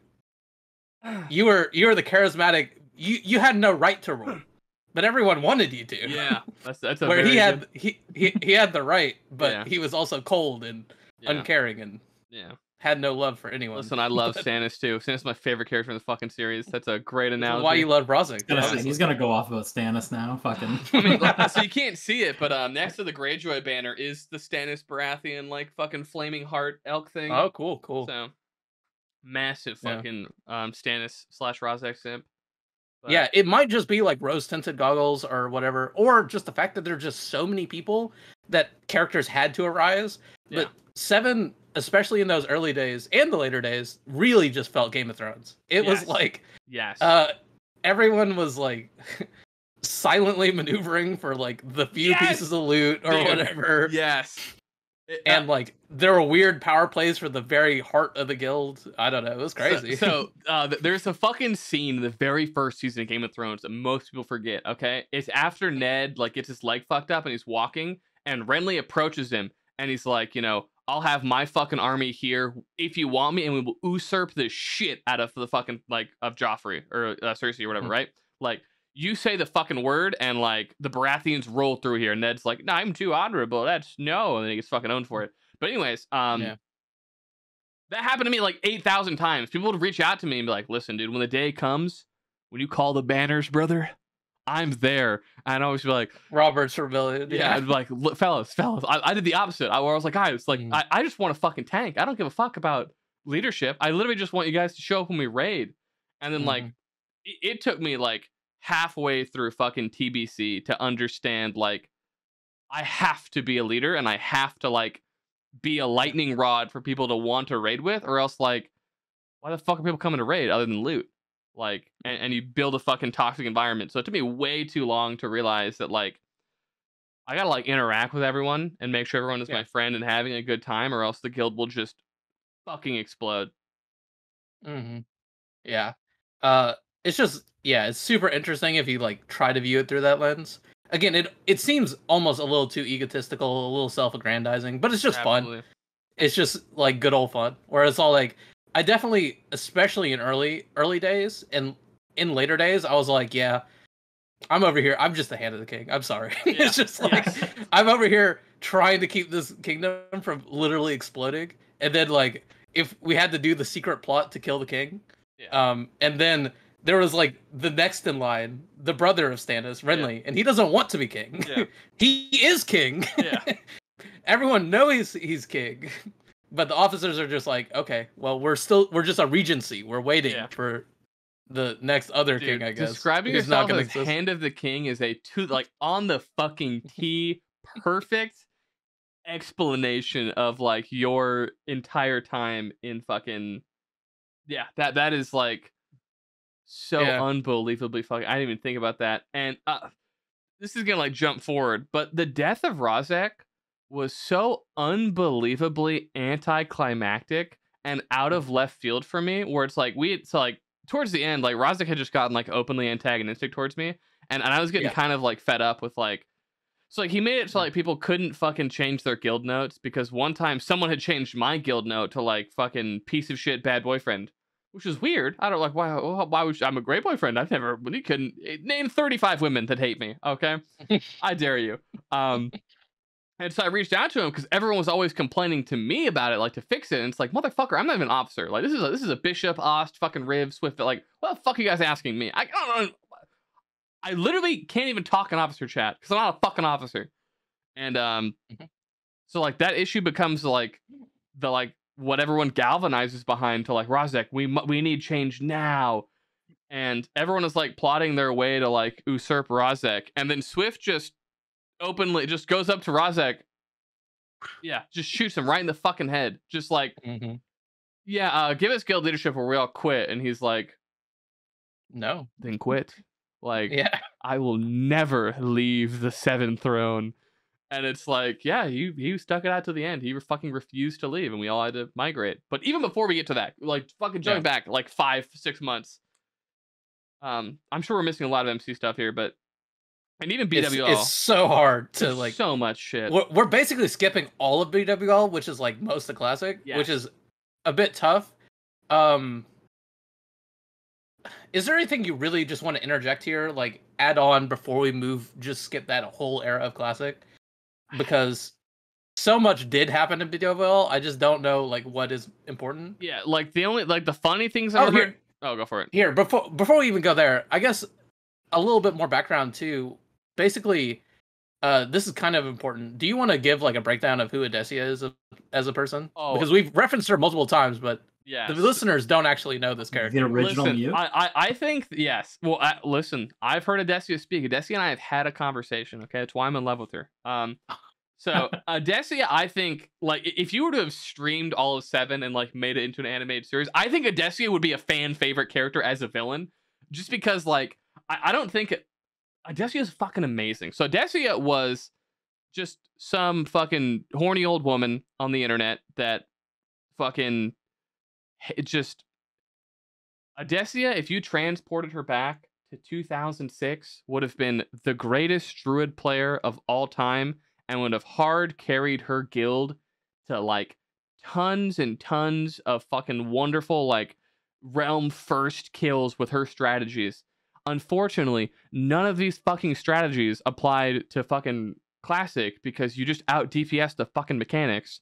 And she would make a suggestion and she would make it in earnest, and it wouldn't be a terrible suggestion, but for the content that we were playing of WoW Classic, it was a dog shit fucking stupid strategy that would never fucking work because we'll just out DPS the mechanic. Odesia, shut the fuck up. And God, she was so wonderful. She was so openly hostile to people and like would talk down to people. Very I don't know about unhinged. So there's a person in our current guild named Lalu. Lalu is Odesia. They both play druids, and they have the exact same temperament, where it's like they will oftentimes say things that every single other person takes offense to, and they have no idea why offense is being taken. And I love it. I love that kind of person.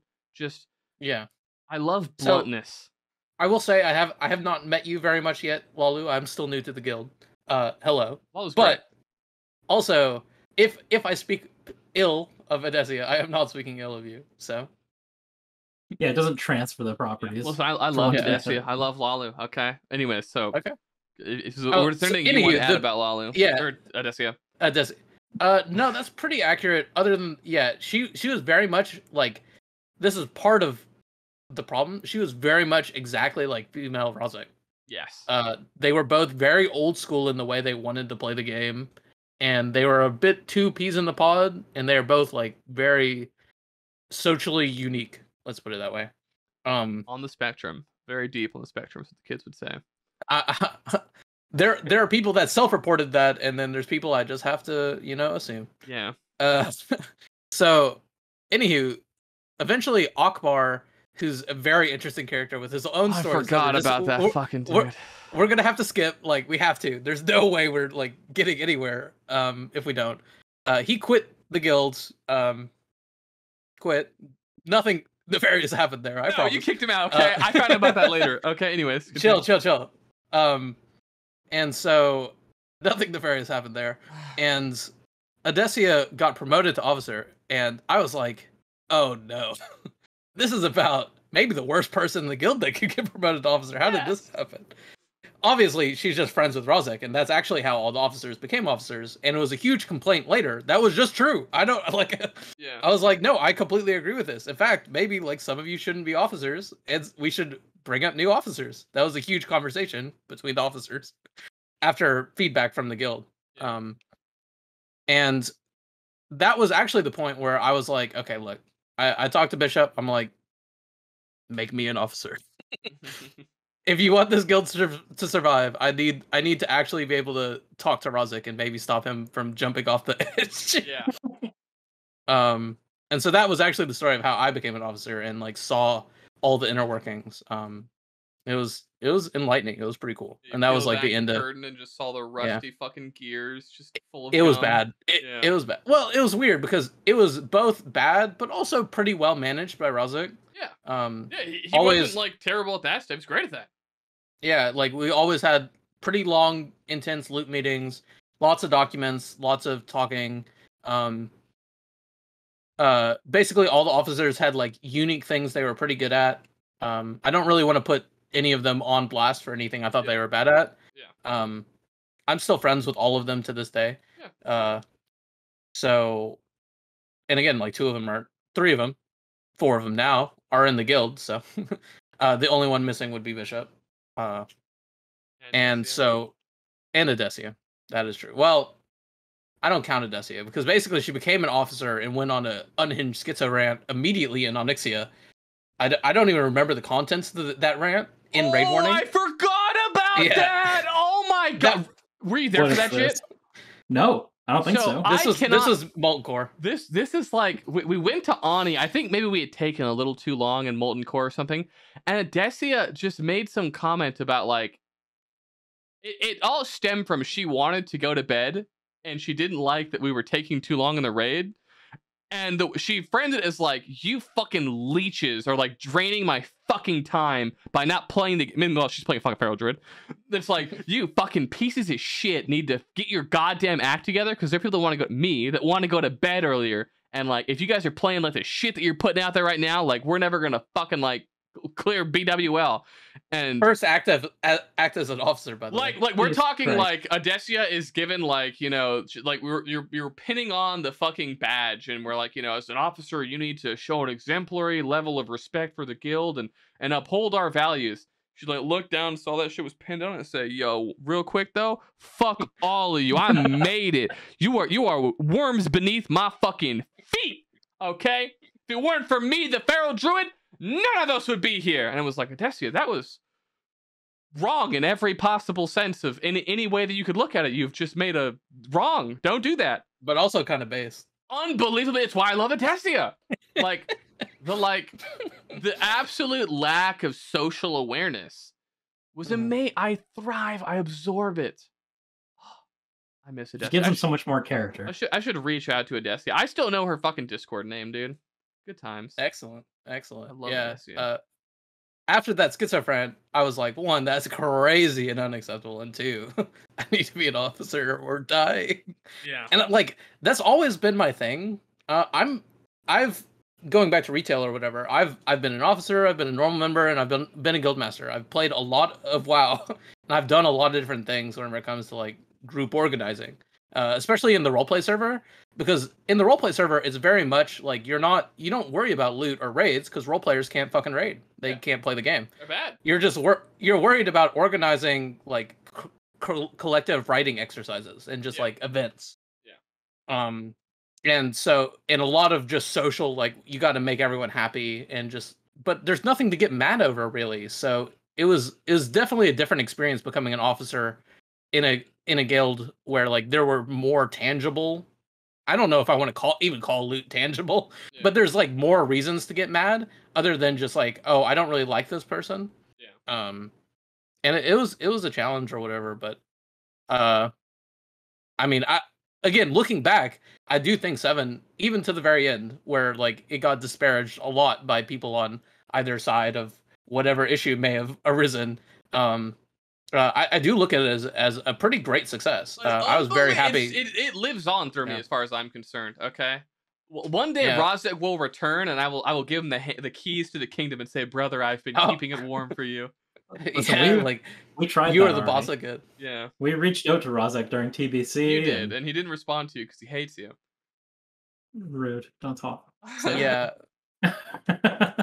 Did you heard that from me, right? No, I heard it from you, and then I told Jake, so that was very funny. Yeah, it hurt my soul. I'm sorry because actually you were also kind of ride or die with Rahzek or whatever. Oh, absolutely. To this day, he is. He loves Rahzek. Yeah, there's no flaws. I think for all the wrong reasons, but he loves Rahzek. And now, for the record, too, he did respond to my message. It was just a little bit later, but he did answer me. What did he tell you? Okay. Sorry, I hate BT and Hygel. Oh yeah, that was right. TBC, yeah. And I will say, like, he didn't like outright despise you like midgets or anything like that. He just disliked a lot of people in the guild, and you were just one of them. He only liked like 4 people. You know, I long said Rahzek's ideal raid team was 39 bots, and then he could raid lead them. Exactly. Yeah. It's tough. What a guy. I fucking love See, well, all this drama, going back to the Game of Thrones reference, while all this drama's Mhm. going around, you've got the Hand of the King down here. You've got fucking Renly Baratheon up there, just doing your shit. I'm like a guy who just lives in King's Landing, Yeah. who happens to like frequent some of the same inns Yeah. as like some of the important people. Yeah. And I'm just the like important sitting there characters. having a beer and hearing shit. And I'm Yeah. like, that's crazy, guys. I gotta go work at my blacksmithery or whatever. Yeah. Bye. I have to go shovel shit out of the gutters really Yeah, quick. like And someone look, come visit me at the stables and just be Yeah. like, "Oh, these fucking people!" I swear to God, I'd be like, "That's crazy." Uh, look, let's go. yeah, I am a benevolent lord too, in the sense that I loved all the peasants that Oh, just good. like Good to hear. that just showed up and had a good time and raided. That was like the cool part about Classic, is there were just like a ton of really cool people in the raid, and it was really fun to hang out with them. Um, uh, and basically there wasn't like a ton of drama early on. Again, I feel like I'm kind of brushing over it because there kind of was. There was definitely an undercurrent of like the officers are like kind of elitist. Um, I don't know if either of you could speak more to this, as I was like in the out group here. But is there anything you want to cover about that early drama, or no, not really? Yeah, I mean, like, it's so funny because, like, so Classic for me was so unbelievably full of drama, like OG Classic, and then Yeah. TBC and Wrath have just been so far, at least, like, completely dramaless. And it's like, Yeah. there was so much that happened that I really can't even remember all of it. There is just so much lore that you will bring up a sentence, and I'll be like, oh my god, like, I completely forgot about the Odessi. I remember being on the boat to fucking Theramore and seeing that raid warning and just being like, yo, this guild is sick as fuck, dude. This is so based. This is like, I love this. Yeah. Yeah, for all of Classic, like the so many drama threads were just dangled around that it's hard to like parse through them and be like, Yeah. well, remember this one event that happened or this one? Yeah, so They just- I guess I will speak just generally to it because no one here cared that much. There was like an undercurrent of the officer corps were incompetent. They didn't do anything, and Oh, B, yeah. they were also elitist, as in they didn't actually hang out with people in the guild. They weren't like super social. And again, we're talking about it. Yeah, we're talking about an officer corps that is almost a quarter of the guild at this point. It's like 7 people, or Bishop, Riv, Van, Swift, I think Odessia, it was me, 8 and then for like Ross. a week, but it was always mostly 7.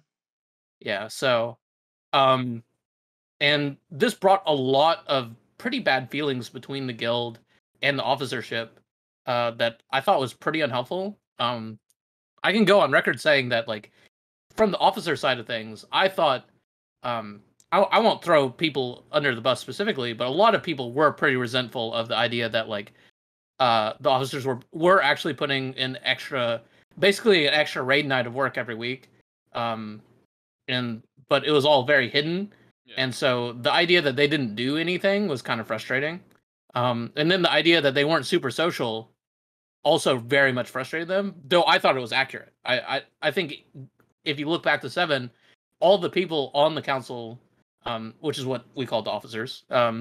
I don't even want to. We could talk about all the role play the guild tried to do or whatever, the cult shit. But we can go back and read the lore posts. Yeah. The Anytime. Giga Chad lore point. It's a long. God. Yeah. Anywho, so yeah, it's absolutely true that like I think 7's officers were uniquely not all like most of them at this point, midgets. None of us were super extrovert people, I suppose. We're not very good social officers where you like check in a bunch with all the guildies and make sure they're having a good time and running dungeons and stuff with them. I would try to do my best, and I can speak a little bit to like my skills, like what I am very good at and what I'm very bad at it. And being able to keep up lots of social connections has been something I'm very bad at in my whole life, not just in WoW. So that is not a skill of mine as an officer. I can only really focus so much energy on very individual people at a time. Basically, whoever's like right in front of me gets my undivided attention. I think it's most people. Yeah, I would say I'm maybe a bit further on that spectrum than you would averagely see. Yeah. But I did try to like make at least for the people that played my class, the hunters, I was like, we are a community, we are cool together, and I like to think that even towards the end, I was still like real tight with all the hunters, and they always had pretty cool things to say about me. Even if they eventually like, if they had disagreements or with me or whatever, that was always fine. But I wanted to make sure I was always at least touching base with the people that were like closest to me in that sense, in the class sense, because we shared so much in common in the way we play the game. It was important to me to like reach out to them. I do think those were valid complaints, but it was basically the entirety of the early drama. So, well, you awakened a memory. I remember because again, I was always the champion of like people would have a complaint, and I would like be like, well, if you just bitch to me, it won't get solved. You have to talk to them. They're like, nah, I'm not gonna do that. So okay, well, I guess I'll bring your complaint up. There was That was the officer's side of the complaint. Like no one will like no, there are no complaints because you don't talk to any officer to get it changed. Yeah. So like the biggest complaint people had was that they felt like the officers were like above everyone because there was this locked channel that they would always sit in and like communicate. And to everyone else that just looked like, oh, like they're holier than thou and won't interact with us, we literally can't reach out to them because they're like hiding in their castle all day.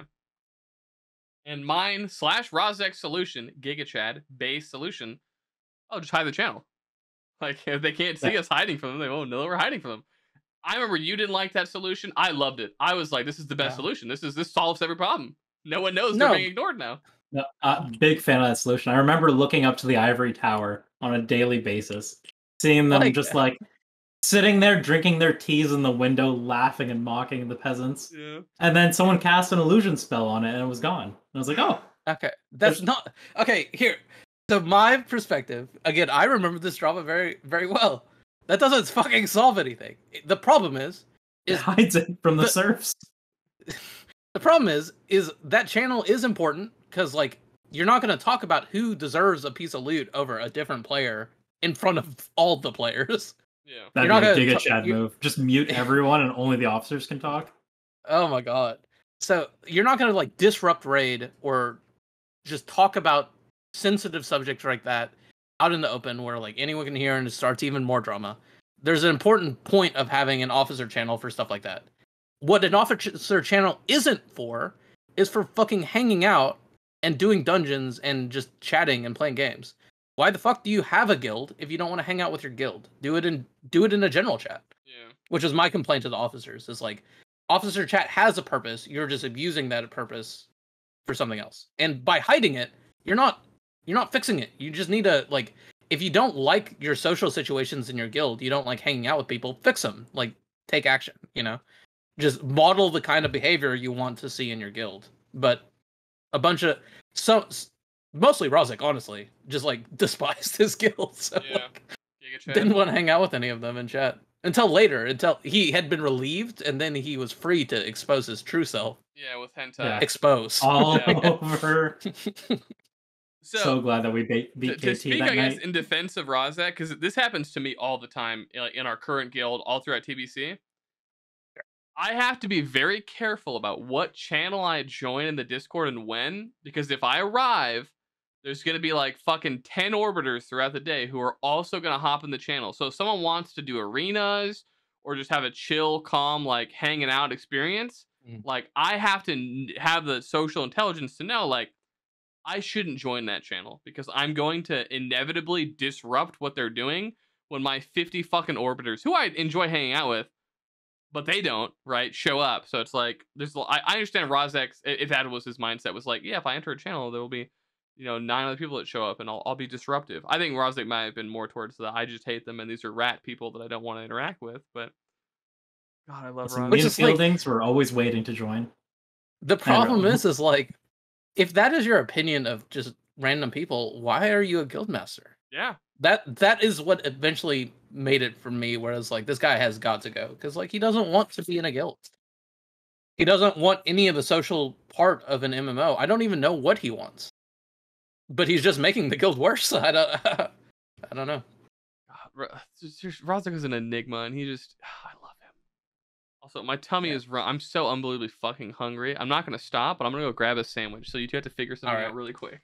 That's cool. Sounds great. How's it going, Oste? Oh, it's going pretty well. That's Do you good. have your mid-show anecdote or something you want to bring up? Oh god, I have no idea. All of these things just keep reminding me of like how 7 used to be and like Mhm. what classic was and how completely out of fucking pocket how different it was versus like TBC and Wrath. Can you Because speak like to some of those differences? Like, what is the most striking change whenever you went so to like TBC? well right off the bat the just unbelievable difference between people, right? You have Mhm. 40 people who are just like all like mildly connected Yeah. versus you just like cherry picked out essentially 20 people out of that and like you had 5 extras come along. But Mhm. like you went from a mass of 40 people to 25 and you like trimmed a lot there and you got rid of quite a few personalities. Yeah. So like just that alone will change the entire dynamic of like guild and how everyone relates to each other. What were some like unique differences whenever like again you moved to TBC? Because I wasn't here for TBC. I don't know what offline was like during that time. Oh really? Oh yeah, that's right. That's right. He abandoned us. He hates us. Yeah, he left us. Okay. Uh Interesting take, but yeah. I don't know. It's hard to like pin them down like I think it all just comes back to the personalities that you switch out, right? mhm. But Yeah. you have a group of people who like just like each other more and like all wanted to interact. Like 7 split, or was it like Cake by At the that end, yeah. point? Yeah. So like they split into what 3 splinter factions. So you had I think that's accurate. Yep. yeah, you had the like hardcore cootie stands, the other ones who just like disappeared into the distance. And then the group were like, "Oh no, we all like enjoy playing games with each other, and like let's just keep doing that." Well, that was the other group Yeah. too, right? It's just two They separate don't exist in my factions. mind. That's fair. Well, they don't exist anymore because they exploded. But Oh, oh, that's right. Yeah. Yeah, no, So I thought there was another like I there separated them were again in my mind, but yeah, there I would say there were three. Basically, there were um it is basically this is insanely spoiler, but there was big drama between Last Hope and Censure mhm. that basically near shattered the guild by the end. no And it did way. shatter it. Yeah, it did shatter it into about three factions. Um, where it was basically Centure's faction, Last Hope, and then the officers, who had, again, as we demonstrated really earlier on, basically were always a pretty close knit group of not super social people. Yeah, Um, so they had like a group of 8 or 9. I was included in this, so basically 8 or 9 people, um, in about that faction. That faction eventually joined the Center faction, to its dismay, I should say. um, Rip because Censure. Center Long live didn't my like queen! any of How us, dare you? so she despised all of us. So I don't know how that happened. Whenever She she hated it me so happens. much she blocked me without even like me ever doing anything. So Okay. Dylan's eyes light up at this. that was so funny. So like something happens where like Jit is watching a Censure stream on Twitch, and he goes to post his first comment, already banned. Yeah, I've never Honestly, interacted before. Just I'm like, "Oh, that sucks," or something like that. Like, not even malicious in the Well, the slightest. best part too is like Jit's name isn't like Jitandritas on Twitch. It's like RMX33. It's like, Yeah. you know, it was just and so, it he was knew. so. But no one else was banned. Like people that were like actively dislike Censure and were fucking mean to her were not Yeah. banned. But Jit, All the someone who people like antagonizing. had no interactions with Censure, was preemptively banned on the Twitch, and no one else ever was. It was so fucking funny to me. Yeah. Yeah. Like I never spoke mean to her, like was never rude to her, was fine. I had my disagreements, but I kept that private. You know, I talked at the local inn. Well, We shared a round of beer. you gotta be careful. And You ever then talked around Cootie, that fucking was told to somebody. oh that's fair. Now no, me and Cootie talked about other things like who's gonna take turns AFKing and Nax to follow who. That's pretty much it. That was the extent of me talking to Cootie.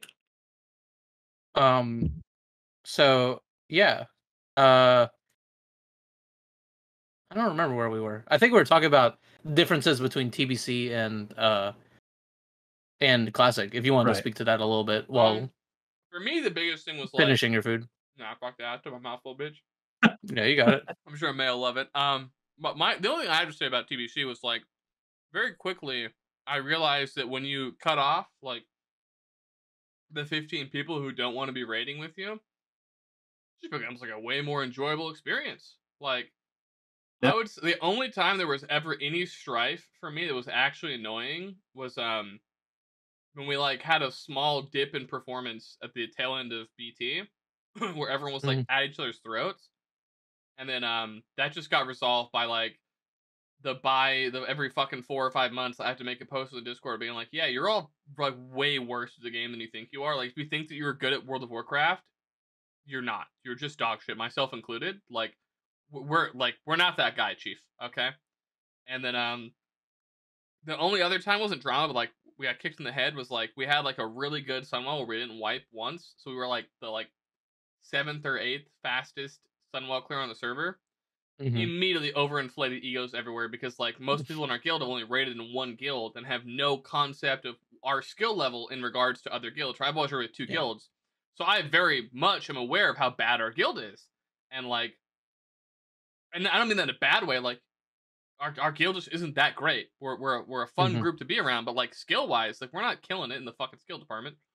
And like I've raided with guilds that are killing it in the skill department, and they do take longer to clear these raids because they're trying much more complex strategies in the hopes to one day speed run. And it's like, yeah, we're gonna go wipe on this boss 13 fucking times because we're trying to kill it, 2 minutes faster than our fucking 3-minute kill. Like, and we like, yeah, it was very funny to watch how high and mighty we got, and then like the next 2 weeks we just got just fucking stuffed to the bottom of the speed rankings. Not to ego people up. I also think the opposite is true though, and you have to speak to it. Where especially back in 7 and now in offline, like I'm someone that also raided in 2 guilds in Classic, which is another story. And I did pugs. I helped out the Dwarven Overlords whenever they did their dwarf only runs. I can speak to the thing is like there were a couple guilds better, but it wasn't like a ton on the server, and there were a lot of guilds worse. So it's like the grass is greener kind of thing. Yeah. Where a lot of people would want to leave, but then a lot of people did want to eventually come back to 7 because it was stable and like again probably speak to offline or whatever. Because of miscommunication early on where I was trying to find a new guild or whatever. Yeah. I tried out with 2 guilds or whatever, and they were both dog shit. So like, let me couch my statement actually, okay? Our guild is phenomenal. In the percentile of parsing, we are very easily 75 plus in the percentiles. However, my expectation and like what I feel for a guild, I feel like we are on the lowest end of the 75, where we are better than most guilds. But in terms of the upper of guilds that are better than most guilds, we're a shitty guild in that bracket, if that makes sense. Right. So it's like we are still a great guild that does perform very well. However, if we just remove the like guilds I don't even count as like human beings, like suddenly, which is most, we're suddenly like a lot worse, and it like super skews my lens of viewing the game because I raid with like, granted Blast is like also kind of a dog shit guild that sucks, but like the average player in Blast is significantly more informed than the average offline player. And so sometimes that just like makes me want to fucking scream when it's like, God, you guys didn't even look up a single fight. You just want me to spoon feed you what's gonna happen to you, and like sounds great to me. But yeah, our guild is fantastic. I do genuinely enjoy it. I just get unbelievably frustrated when there's like simple things people fuck up. But like standing in Rupture. So oh god, as someone that stood in Rupture, I'll take the blame. Oh. My experience is the opposite. I came from 2 really dog shit guilds before 7. I went with Prestige and Archon, and for like 2 weeks meta. And like putting in parsing, if we're like 75, like right at the brink there, meta was like a 20. It was hard to clear MC. Prestige was like a 30, and then Archon was like maybe a 40. Like there was a significant jump going to 7. I was like, wow, these are gamers. These guys all know what they're doing. Okay, all is a crazy statement. So insane. That's crazy. I learned how incorrect that was. And even Dylan can say, like, there were things that I would like say, and he'd be like, "No, your friends are just fucking retarded. Yeah. Like they're just wrong." Yeah. I'd be like, "Oh, well, Yeah. I didn't know." So Archon was funny because I always will like pick a guild and I'll like pick that guild as like who I'm competing with to like inspire me to be better. And like usually I'll pick a guild that's worse than us. Subconsciously, because it's like if I try and compare us to Blast, like I'll just tear the guild apart trying to like beat those times or those numbers.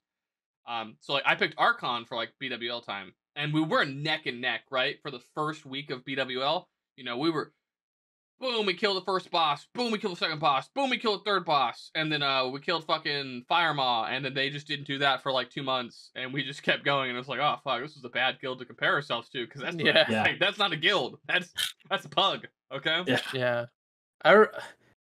Again, this episode is definitely not about Archon drama, but I definitely remember hearing some crazy stuff happening in that guild too.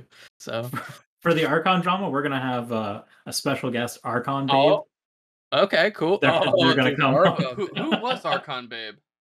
I was told several different people, and the most prevalent one that like kept coming up was just like this mentally ill individual who was like 16 years old who was just losing it. That's who I constantly. thought it was. Okay, because that's how I heard over and over again. And I was like, so I don't know. I'll give my recollection of this for the viewers that may not remember. Again, you didn't have to be in 7 to remember Archon Babe. Yeah. Because she was yelling in Stormwind.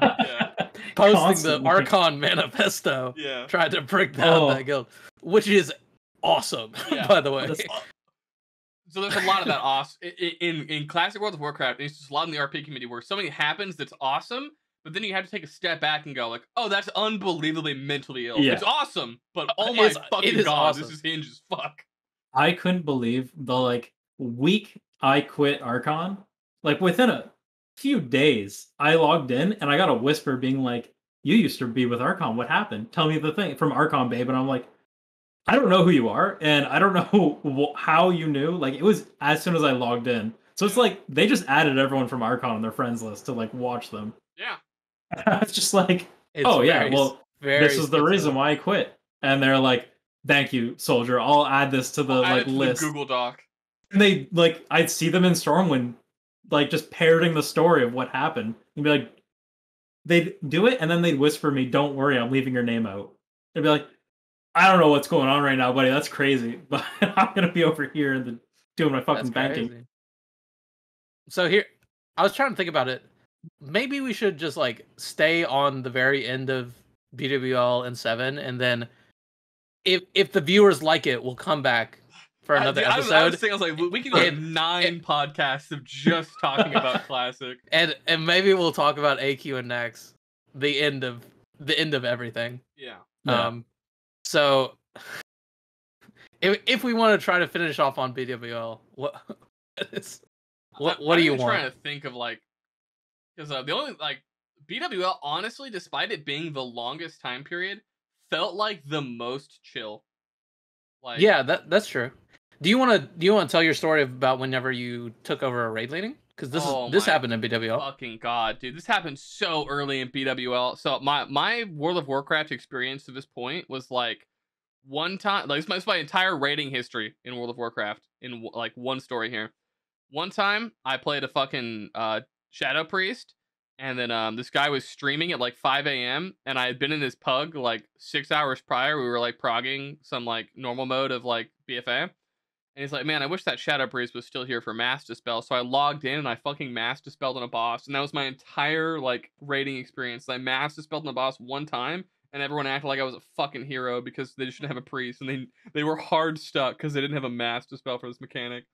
And then so we're in the middle of BWL, and this is like after Rahzek had some personal issue stuff, right? And just, without saying a word, a triangle appears above my head, and I'm like, what the fuck is this? Complete silence from Rahzek. No words. Just complete silence. And we're all just sort of waiting like, what's the plan, Rahzek? And I just like, just start talking like, okay, guys, we're going to do the suppression room now. I had looked up Zero. I didn't actually know most of the mechanics other than a video Rahzek had sent me as prep. Yeah. And so I was just I remember I was the person that walked you through most of it. Yeah. Because I'm the one that did all the prep for BWL and most raids. So. Yeah. I was like deer in headlights. And so we somehow make it through the fucking raid, and we actually cleared it, despite the fact that I had no fucking idea what I was doing, and our main tank wasn't in Discord and refused to elaborate. And then that trend just maintained. It was like you and me just became the shot callers for the rest of time. There was no election. I was forced promoted to like raid leading. Yeah, you were. I remember I checked in early with you because I didn't. Again, you literally just got forced promoted. And I had raid leaded in retail, so I asked if you wanted to do it, but you were like, "No, man, I got this." Yeah. Rise to the occasion, brother. Yeah, I was like, "All right, dude, I respect it." I personally don't like raid leading very much, so I was happy not to do it. To be honest, I only ever raid leaded like 1 or 2 times in Classic, and it was just because you weren't there, or there was like a couple raids in Nax where you weren't there, and I basically did most of the raid leading. Yeah. And Swift also did raid leading. There was one BW on one Nax that I missed. Yeah, that makes sense. But in general, I like to stay away from it because I find it a tedious way to play. Yes. WoW. It's the worst. Is not very fun. Yeah. So I was happy about it, and I think you did a good job, even in that first clear where you didn't. I was so scared, dude. I was like shaking. I was like, that's really funny because in my head, like if we fuck up, it's like 100% on me, and I've ruined everything, and I'm just like a complete piece of shit. Whereas like that's just not even like what would I like? Yeah, he had no fucking. How was he promoted? Like what the fuck? Yeah, it's so bizarre. Again, this will lead up to these are all we're weaving this tale of like why Rahzek eventually had to go. But yeah, just like deciding he is never going to do Discord again, and as the raid leader and guildmaster, and just promoting someone in the middle of the run because of his personal shit going on or whatever. Yeah, his personal shit going on that involved the guild, but I don't know if maybe that's a topic for a different guest. Listen, I think every single person knows what happened, but I don't want to say it because we like that person. Exactly. If you can get that person as a guest, you can talk about that drama. Absolutely. I will not. I will not tell those tales. Yeah. Even though they are crazy. Yeah. But yeah, it's like and it was like I think it was a pretty good change because one of the things we struggled a lot with was the idea of people talking way too fucking much. And you were actually a victim of this. I say victim or a convict, a perpetrator. You were someone that talked way too much. But if you became raid leader, you no longer talk too much. You talked exactly as much as you needed every time. Listen, dude, Rahzek sent me several messages being like, "Shut the fuck up," and I stopped. I was like, all right, dude. I've talked too much. Okay, this is crazy. This is completely interrupting the flow. Do you know what this guy up here told me before we started recording? Oh no. Oh my god. Say it again because I can't remember. It's crazy. So this is what we were laughing about whenever you came back. Okay. So early joining 7 and for most of fucking Classic, the officer corps completely escaped me. If you asked me on any day who was like an officer, I couldn't tell you. So I saw a hunter and I was like, oh, that is an officer. That's Oste. And then I'd see a Mojo and I'd say, that's the officer hunter. That's Oste. And then in my mind, until like midway through TBC, it was just like, no, we have the hunter and his name is Mojo Oste. And he's an annoying, but also doesn't speak that much. But also, that's him. I could not differentiate them to save my life. And like thinking of it more. That's such an insult to Oste. I know, I'm sorry, buddy. But like that extends to like Swift and Van. In my mind, same person. I was like, yeah, they are kind of the same person. Yeah, one is like way more. One is way more unhinged. Yeah, that's but Swift. 100% Swift. I think we all know it's Swift. I love him though. I love him. Listen, you forget that I took the guild together and we hung out in real life. Okay. And in that, when we hung out in real life, like Van didn't show anyone his butthole, and then Swift showed like 9 people his butthole. So disappointing turn of events. I was really looking forward to Van like one-upping him right after. No, Van is like hinged and a normal kind of guy, you know. Swift, however, I mean, whenever I met them both in real life too, in a separate instance, and they were both very drunk. And they were fun though. They're cool guys. I'm a big fan. Yeah, no, I love them. I fucking hang with them all the time. You know, me and Swift always run little dungeons together. But yeah. no, Can you believe this guy? I'm the same as a Mojo. Yeah, that's holy unbelievably shit. fucks, dude. But when I tell you, crazy. Like, it goes back to my example. I was just sitting at a fucking tavern, and I'm just drinking with the other, like, peons in the King's Landing. And I'm just like, I don't know, they're the same. All royalty's the same to me. Yeah, but, like, one is, like, the hand of the king, and the other's, like, some, like, the jester. I don't know. One is, like, the younger brother of the jester that is Sunradish. Yeah, that's true. Same. Oh my god. I like have blocked a Mojo out of my mind. He was such a character. When I used to host pugs, he would stream them and say like co-raid leading X pug. I remember being like, we've never talked about this. You are just inserting yourself. And then like, so what he would do, he got so mad because I made Spiv pull for me, and because he would wipe us. He would pull so many mobs, we would wipe, and everyone would lose their world buffs, and our pug would be like shit. And it was just like, no, you're like literally too fucking dumb to pull. Like, you are literally too stupid. You do not understand like what a good tempo is. And it's like, I would much rather go with Spiv, who's gonna pull like ever so slightly slower, and like maybe we'll add like 5 to 10 minutes on the run, as opposed to having your dumbass pull and we fucking add an hour and a half on the run because we got to run back to the fucking instance so many times. Holy shit, dude. The Mojo special, dude, in that fucking hallway in AQ40, dude. He would pull all the fucking little goblin guys, the giant tall guys, and be like, oh, I didn't realize. It's like, oh, wow, the 9th time you did it, you didn't realize it. Like, if I didn't know you were such a fucking moron, I would think you were doing this maliciously and on purpose as a bit. But I know that you are so stupid and up your own ass that you think you're doing a great job. Meanwhile, you're just fucking it up for, God, I fucking cannot stand that guy. Oh, my God. Yeah. I hate people that, like, try and act superior to others while being completely dog shit and having no ability to acknowledge that they're dog shit. It triggers the fuck out of me. Mojo would always come to me with like, can you believe these shitty players that Intar runs? And it would take every fiber of my being to be like, you took away all of our world buffs. You might as well have walked over to all of our houses, grabbed our mouse, and right-clicked every fucking buff on our bars. Like, God, I hate you. You fucking moron. Oh my God, I get so triggered about him. Yeah. Holy shit. That bit of a spoiler for next episode where we talk about AQ40 and basically the end of the Star Wars Republic and the rise of the Empire. Yes. Basically, I left the picture for personal reasons for like a month, and I come back and it's I don't want to say it's all downhill.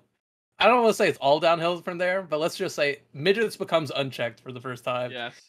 God forbid I leave for a month, like 3 raids, and I come back. Emperor.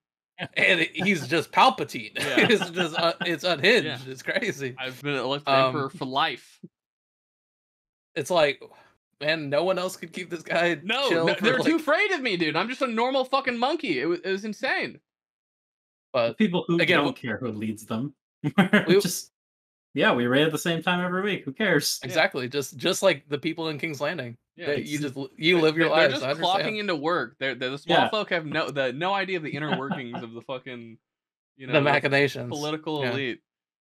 Just it's crazy. Again, I don't want to say Mojo got completely hard done. Again, all of this was his fault, but I'll put this out there. If Mojo, you're listening, I thought you were a cool dude.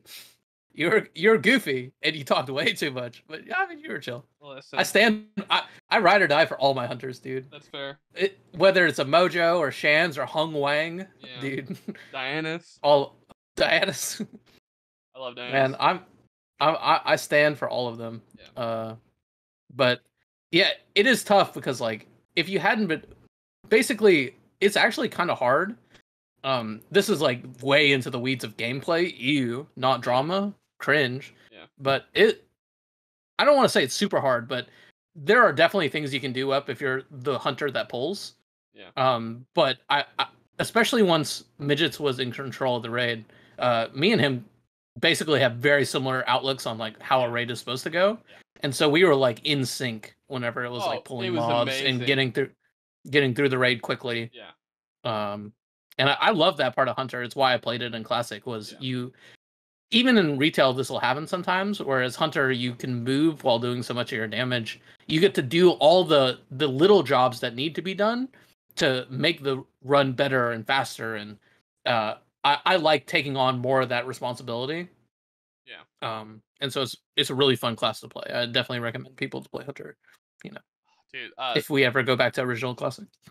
I can't wait for classic The original only person 2.0. who's ever almost scratched the Ost itch, like Nigel did like an acceptable job when you were gone, but like there was something, and I think towards the end, Nigel and I sort of got this like the brain melding that was required for like the Hunter tank. The syncing, yeah. But it was, oh man, dude, the good times, just fucking phenomenal times. And now that it's all gone, you don't have Hunter's Pull anymore. It's cringe. You just Hey, when it comes back, you could we'll do it again. You could. I mean, you could, but now it's like all the tanks have the means to pretty much like the off tank can now just go run to the next pack and like use his 30-yard taunt. That's true. I think especially in Nax where like every run I've been to, even in like 10 mans, I'm kind of like I think we could be pulling like twice as fast actually. Sure. Yeah. Because the trash is both paper and does no damage. Yeah. So it's really easy for a Hunter to just go aspect of the cheetah or whatever and just run and shoot stuff. It is true that off tanks could do that instead. Yeah, I could. But there's no reason. Go do that. Yeah, there's like no reason that a Hunter still isn't maybe probably the best to do that. I guess. Yeah. Listen, if you wanted down to explore it, okay. Nigel's a go-getter, okay. I mean, I think Nigel, they're a god. They're very good at Hunter. Literally a god. In like so many ways. This Nigel is like so you know how like in the fucking like in like movies there'll always be like the fucking like business executive who has no fucking idea what's going on. He's just a complete buffoon and his secretary is like hard carrying his career. That's Nigel for me. Like, Nigel literally logs me in to get me ahead of queues. Nigel literally calls me to wake me up to like make sure I'm not inting my fucking life schedule. Nigel handles all of the fucking loot. Like, if Nigel vanished, the guild would like literally like there would be a supernova event. It would just fucking vaporize. Everyone in the Discord would turn into bones and ash. Like, yeah, Nigel is the fucking backbone of this fucking team, and I need to like I need to like stop doing that because my god, I'm worried I'm gonna break the creature. You know, there's so much that I keep putting on its back. Like you can fit a few more pounds of fucking responsibilities, and eventually the little femboy is gonna fucking pancake, dude. Just no lower body strength. I don't know how the fuck Nigel keeps going. It's insane. My fucking hero though. Again, I don't know all the lore of the offlineisms, but I definitely think definitely an admirable Hand of the King. Yeah, better than I ever was for sure. Definitely crushes it. We'll get you caught up on all the lore. They're two different things. Like you kept me very socially in check and like power wise, whereas Nigel keeps me organized. And now I've had to like I talk to the ghost of Ost to keep me like the social part of me and not like going fucking insane. But yeah, Nigel's organizational skills are phenomenal, and I could not like have a better fucking person to force to do all these things because I pulled a me on Nigel. All right, I didn't say, hey buddy, do you want to be an officer? I said, go ahead and check your perms in the Discord, boss. You're an officer now. It's not changing. And they were like super down for it though, so it worked out well. And then they had some of the craziest demands placed on them. Oh my god, unbelievably unreasonable. And, like, just completely crazy. This is what pisses me the fuck off about Nigel. Nigel just won't say no. Nigel will just go, you got it, boss. It's like, no. When I tell you to call me to wake me up so I don't fucking oversleep, and it's not raid related, it's about my personal life, and I want you to call me at 9 a.m., like, that's an unhinged request, and you're supposed to say no. And then when you say yes, it like, I feel like I feel like I'm being given crack. Like, the Nigel crack of like, you are such a fucking good thing for my personal life. Yeah, but my like relationship with Nigel has like gone far beyond that of the game. Like without Nigel, I think my actual real life would collapse now too. So I've just invested too many fucking eggs into this basket. That's problematic for sure. It's what could possibly go wrong for him? Yeah, now, those are the kind of and right now we're just going up. There will be a crash, but right now to the moon, baby. The fucking Nigel stonks. Let's go. Yeah, I would say those kind of systems are probably where I am. Those are the officership things I'm very good at, of setting like, this is what everyone's job is. We're doing exactly this, and we don't need to do more. Yeah. Like, this is crazy. The fact that you have one person doing loot like is wild, only in the sense of like, you probably want more people helping out. I think it's fine to have one person do the loot in the raid instance, and you don't. If you prepare enough, you don't have to do you don't have to have a discussion during the raid like we did back in 7.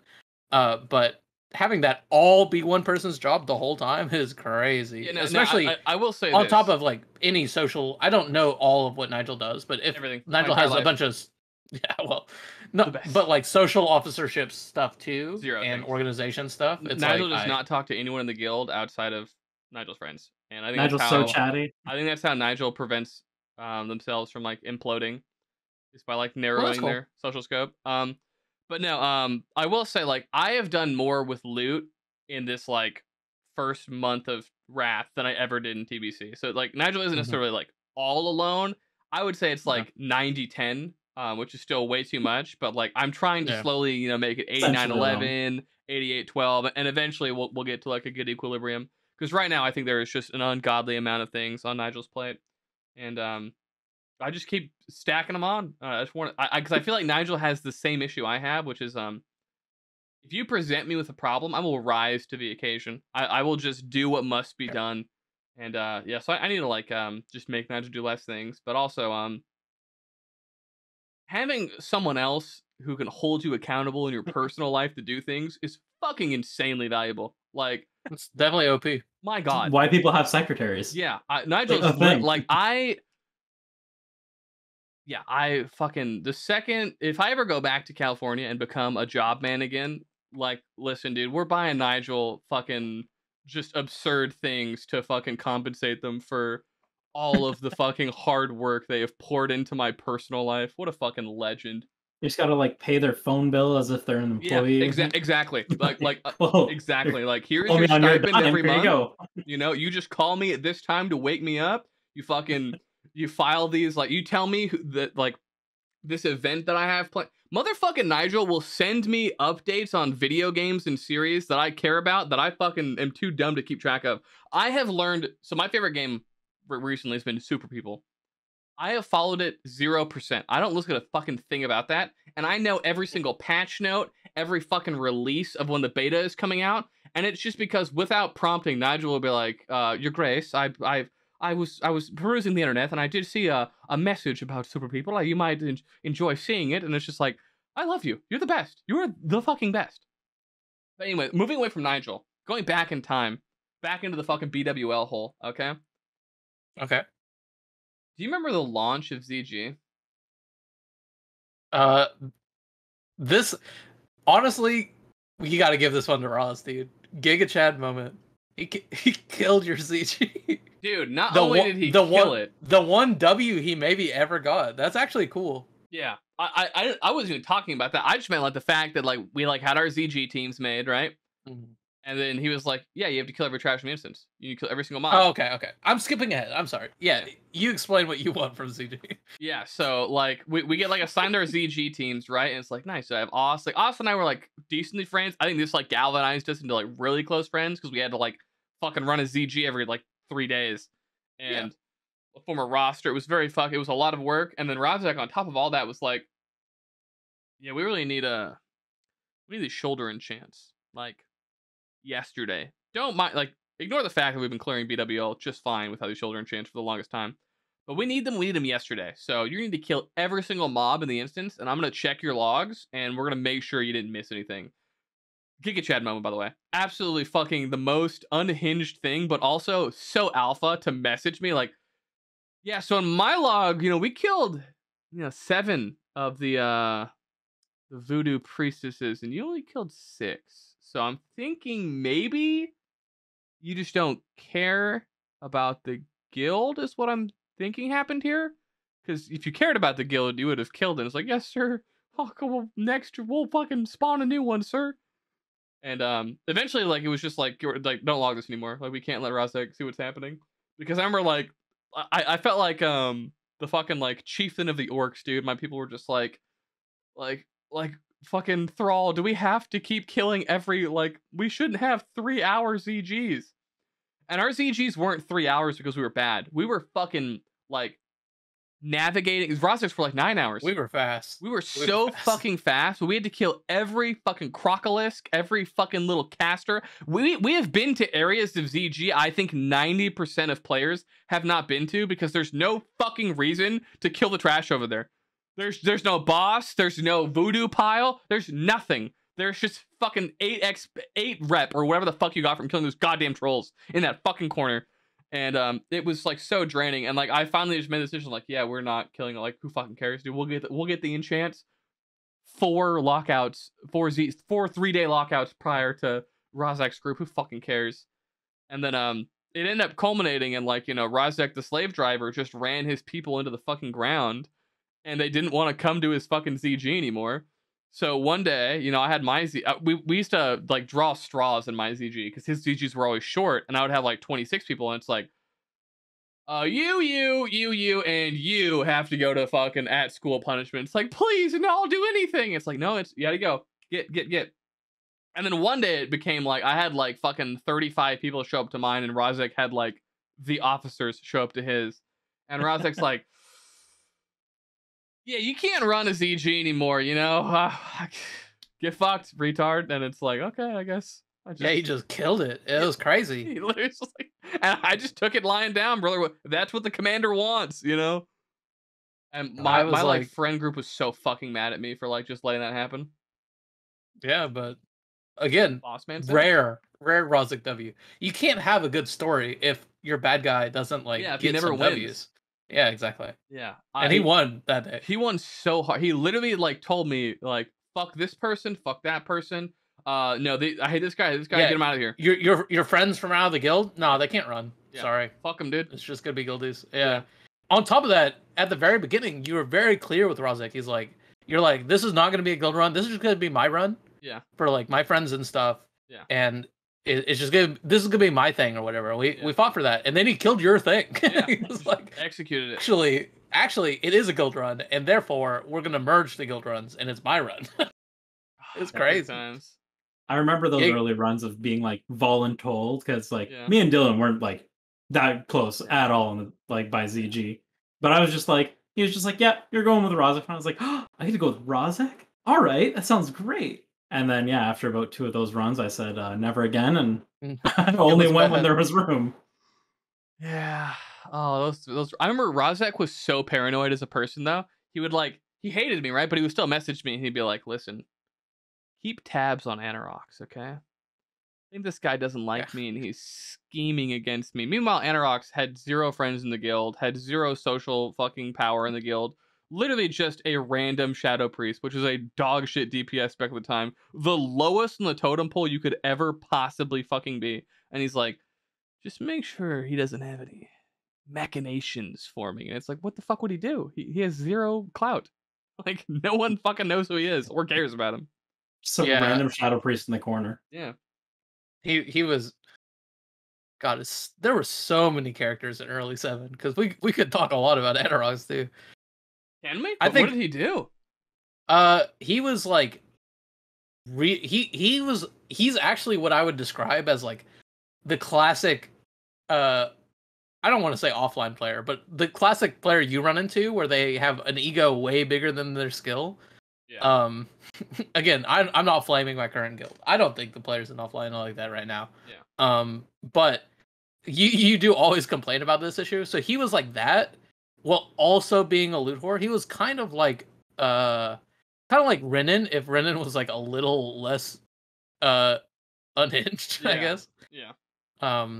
But he was like pretty toxic, and he shit talked a lot of people in whispers or whatever. Oh. I think he did it like just publicly in guild chat from like what I can remember of him. It was like raid chat would just be Anorax out of nowhere. I just just talking shit. Game chat at all. I would get in so much trouble with Runa because she was sending me like hundreds of messages in a raid, and when I'm in a raid, I'm laser focused on getting us the fuck out of there.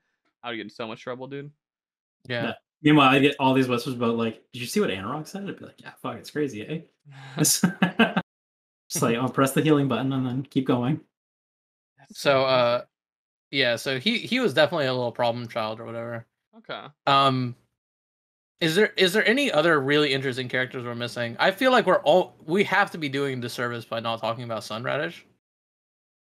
Dude, Like, there's so many. It's hard, and it's like even just like not remembering them doesn't mean they were a bad character, right? It just means that No. there's so many that I couldn't remember. Yeah, Sunradish was 40 plus people. So I can't believe how many meme specs we had and how good of a guild we were in relate. There were guilds that were like warrior stacking that just were so much worse than us.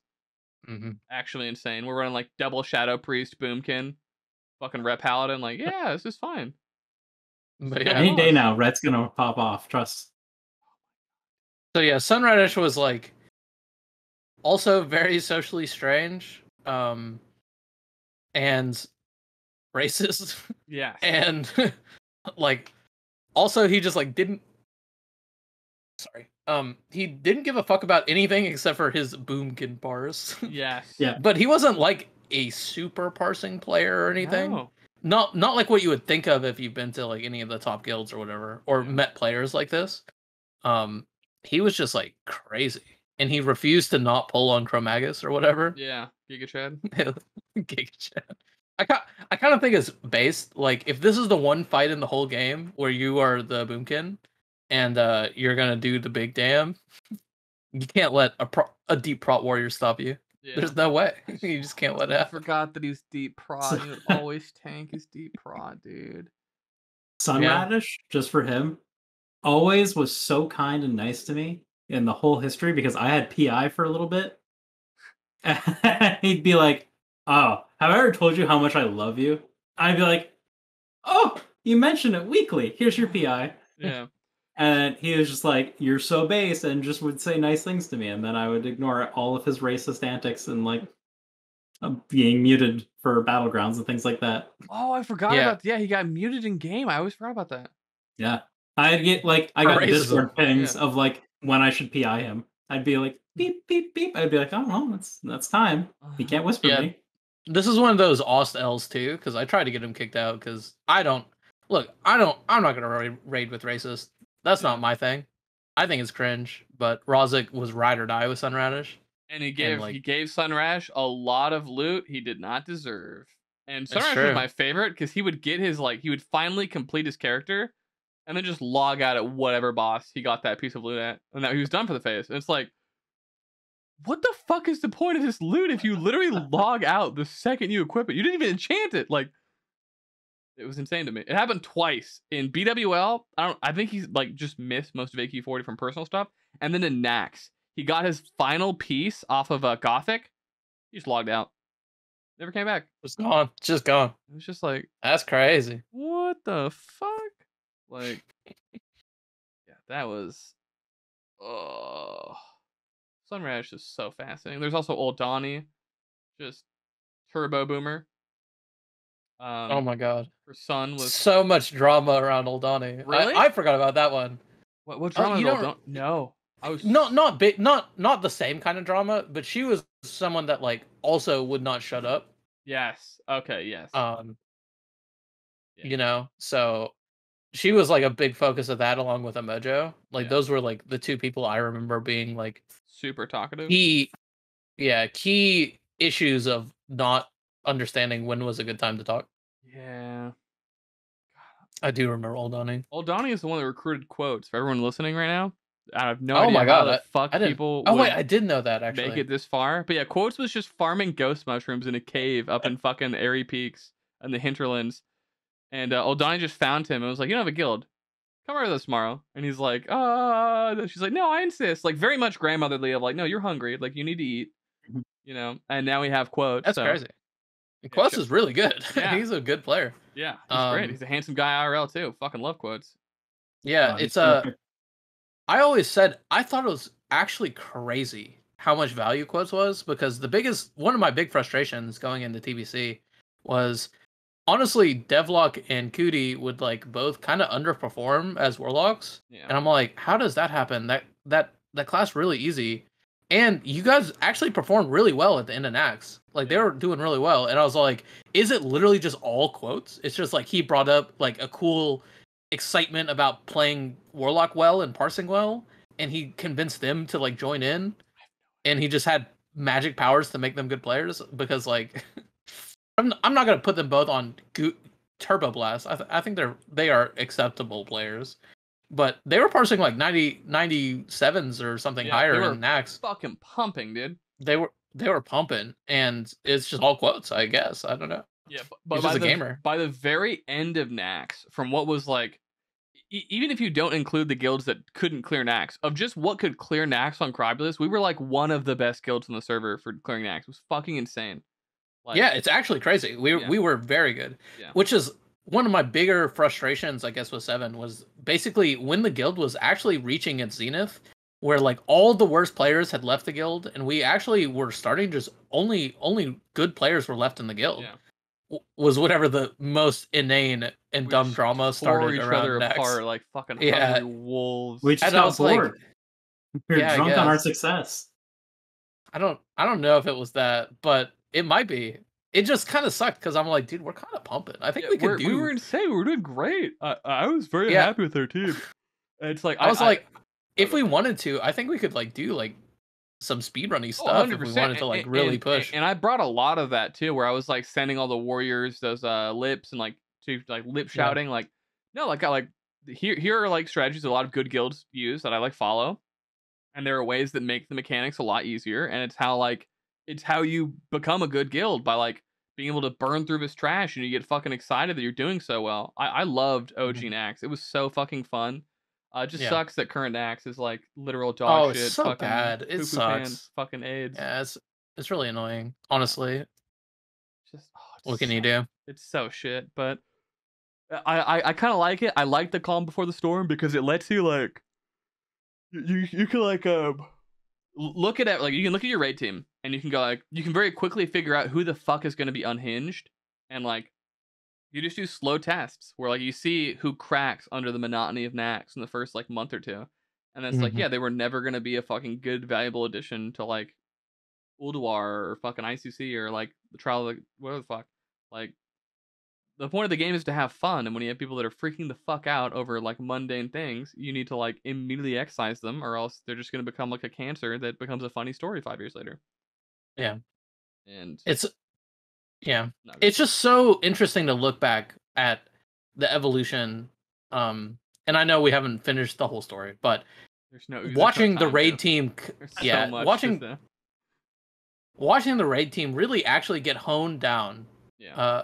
Phase after phase, months, and then years later, 1 year.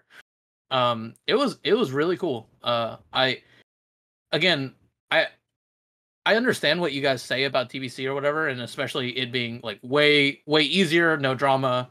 Yeah. But there was something like pretty cool about what happened in Classic that I think was pretty unique. Oh yeah. Especially because my TBC was way more drama filled, but it wasn't like in the same way as 7 was. 7 was like a really cool experience. And I think it really does it can maybe only really happen with a 40-man raid. Yeah. Because there's just so many moving parts or whatever. What's it called? So there was I remember you probably don't know this, but our raid team almost exploded in Nax like the first week. That first week, we had an unbelievably shitty run. Like we killed like a Nubercon, and that was it for 3 hours. We like wiped. Yeah.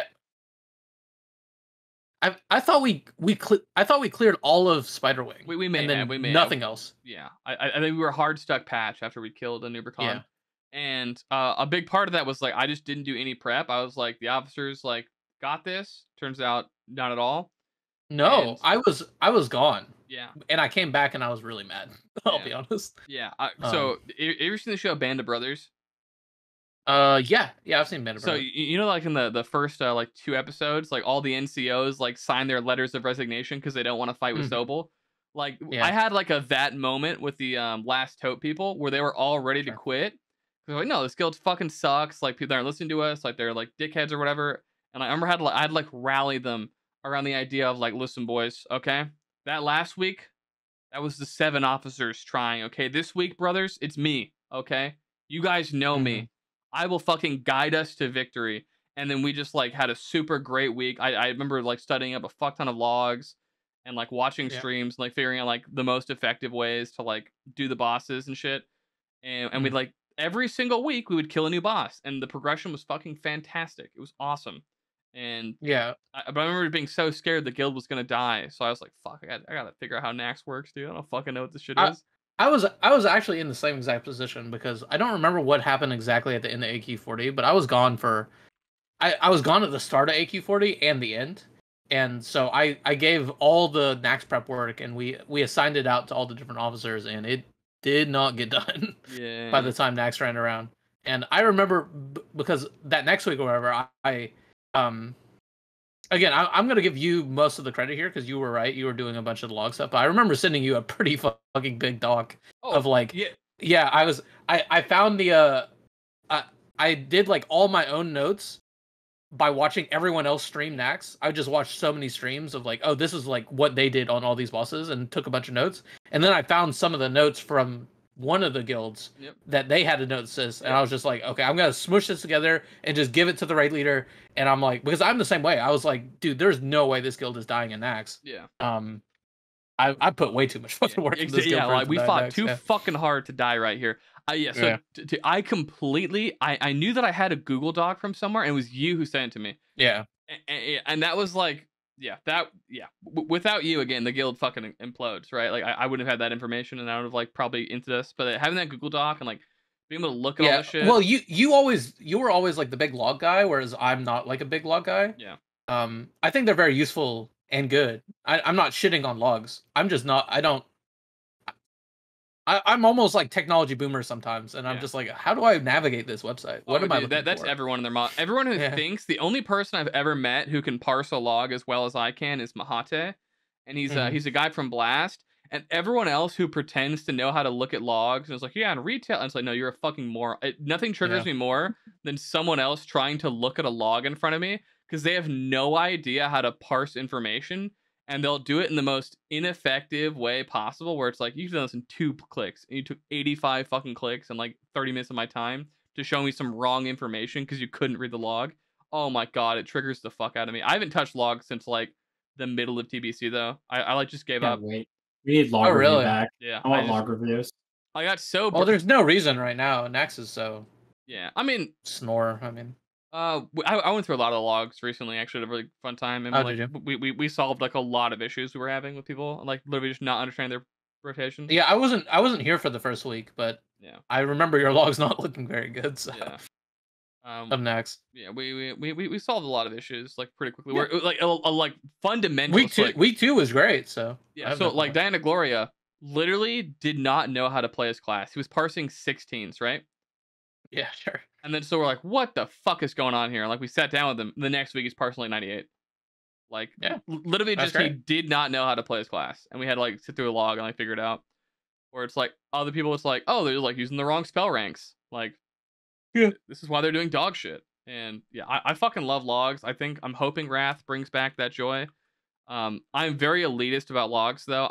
Nothing upsets me more than when a motherfucker like tries to talk to me about logs, and it's like they're like trying to show me something that doesn't exist or like is wrong, and it's just like I have to fight the urge to be like, can we end this conversation because you have no idea what you're talking about?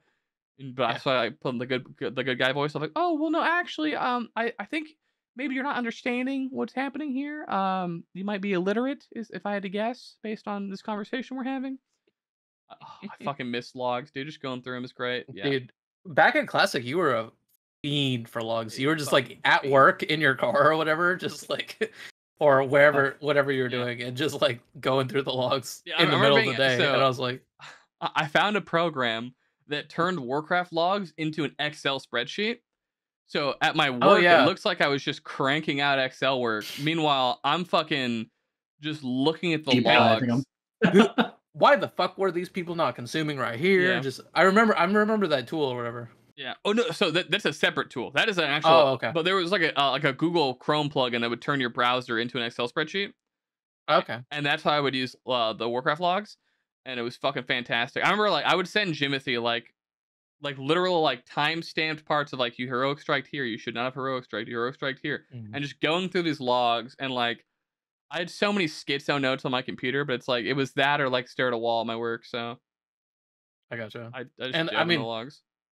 And that is some of the stuff that like really honed 7 into a really good guild by the end, where like you helped a bunch of players get better, you know. Yeah, And I think that's a skill you are better at than any of the other officers I've met. Because most people will give people information, but a lot of times you'll be kind of mean about it. Oh, but absolutely. You'll grind people down step by step. Yeah. Eventually. Listen, dude, I am like, again, it comes back to some people think that they can talk to people the way that I do and get the same results. It's like, no, at the end of the conversation, they're gonna fucking hate you. Okay, like you need to chill. Mm-hmm. Meanwhile, I'll like just sit here and like, yeah, you're a fucking moron, and you like were heroic striking. Like, what the fuck is wrong with you? And they come with that like, damn, what the fuck was wrong with me? Why was I heroic striking right there? Fuck. And they want to improve. I really enjoy watching people improve. I also try recently, like within the last like year, I've been like working on being a lot more positive. The problem is the more I like someone, the more I'm rude to them. And Sure. it's like, if I don't like you, I'm probably gonna put on kid gloves and like be super polite about how I talk to you. Sometimes this is like was a lot worse than TBC, but the ways that I would talk to Nigel about their logs would be like I was talking to a little child. It's just so condescending and rude. It's like, why am I doing this? Like, this is so fucked. But it's like when I respect someone, I expect like so much more out of them than the average person, and then it just makes me like kind of be a dickhead sometimes, and I don't like doing that. So I try and not do that anymore. But Sure. I mean, that would be my advice to you, or whatever. yeah, It was my advice to you, like all of Classic. So. Yeah. Absolutely. We had so many like long conversations. I remember running through Fellwood, dude. I don't know what the fuck I was doing. Probably on Fiddly or something. And I was running Dire Mall North always. Yes, you were just trying to make money. I remember the fucking Trib saga for me. I became like a kingpin in fucking Dire Mall North. Dude, it was a good idea because there are so many people on the server that just know your name. Yeah. Because you would just fucking get them tribs or whatever. Well, look, some of the people I play with now or whatever, Names was talking and he was like, yeah, Midgets just gave me, he was like, oh, you raid with Oste. You get in here, dude. I'll summon you. Come get tribs or whatever. So I had like a bunch of rules I set. So like I would pay my hunter like 500 gold per trib instance. 5 gold per the trib. Not me, but other hunters. Yeah. And then at first I had like a revenue split. And then I found out very quickly that like that just was completely unfair to me and the effort that I put in when I'm like giving like 2,000 gold to a guy that took fucking 5 minutes and I'm sitting there for 6 hours. So I just started capping it. Like you get 500 gold regardless of what I sell. You're just gonna get 500 gold. And then I would set like a number of gold that I wanted to make. So it's like, you know, I would pay 500, and if I made the 500 back most days, I would then just do free tribs for everyone. Anyone that wanted tribs, just free. And then I always made sure that if it was an officer or a guild master of a guild, they always got priority queue and always got free tribs, because they would immediately post in their fucking Discord and be like, yeah, no, this is the guy you go to now, okay? This is who you go. And like, yeah. It's just smart marketing, yeah. Yeah, and it worked out so well. And then like I was making like 2,000-3,000 gold a day, so it just became the point where it was like, yeah, no, like I'm just gonna give this away for free. I don't fucking care. Like I'm making so much gold. I've made so much that like there's just no reason for me to like continue, right? Like I feel greedy, right? Because like I would have 2 warlocks with full shard bags, right? Yeah. And then like it ended up to the point where I had to have like 4 warlocks constantly cycling in, because I would just sell so many fucking tribs, and they all had the biggest soul bags that had like 32 slots in them, and it was just like I would sell so many fucking tribs. It was insane. Yeah, I remember farming those shards with you on the beach with the crabs too. Nigel did too. Nigel was like the OG shard farmer for me. I didn't know Nigel at all, and I'd always message him because I confused Nigel with someone else. And so I would be friendly with this like one weird RP person in fucking Singularity, and I just like thought that was Nigel that I was always talking to. Turns out completely separate person. So I would see Nigel online and I'd be like, yo dog, like come fucking help me kill crabs, brother. And then I would start talking about killing crabs with the other person. They would just be like, go along with it, but they were never the person I was killing crabs with. And yeah, so I didn't find out that I was like, I accidentally became friends with Nigel like until like the middle of TBC, where I was like, well, you weren't that person? Like, yeah. Oh, what the fuck? Like I definitely always remember, because at first you got your trips from me. This is before you started paying anything. But then later you're like, sorry, you got peasant ass tribs. Yes. Because you don't do all these random Yes. things I want you to. Yeah. And I'm like, motherfucker, I'm a speedrunner. Yeah. Like, I'm trying to kill the boss as fast as possible. I'm not doing your bullshit. Yeah. And therefore, I left all the gold on the table. But Yeah. I kept my principles. Hell yeah, brother. Going fast. Yeah, it was. That's what matters. It honestly wasn't that much, but I was very particular about how I liked my tribs because, like, from a customer experience, like, there's like an expectation that has been set by everyone, and I want to like exceed that expectation. No, I get it.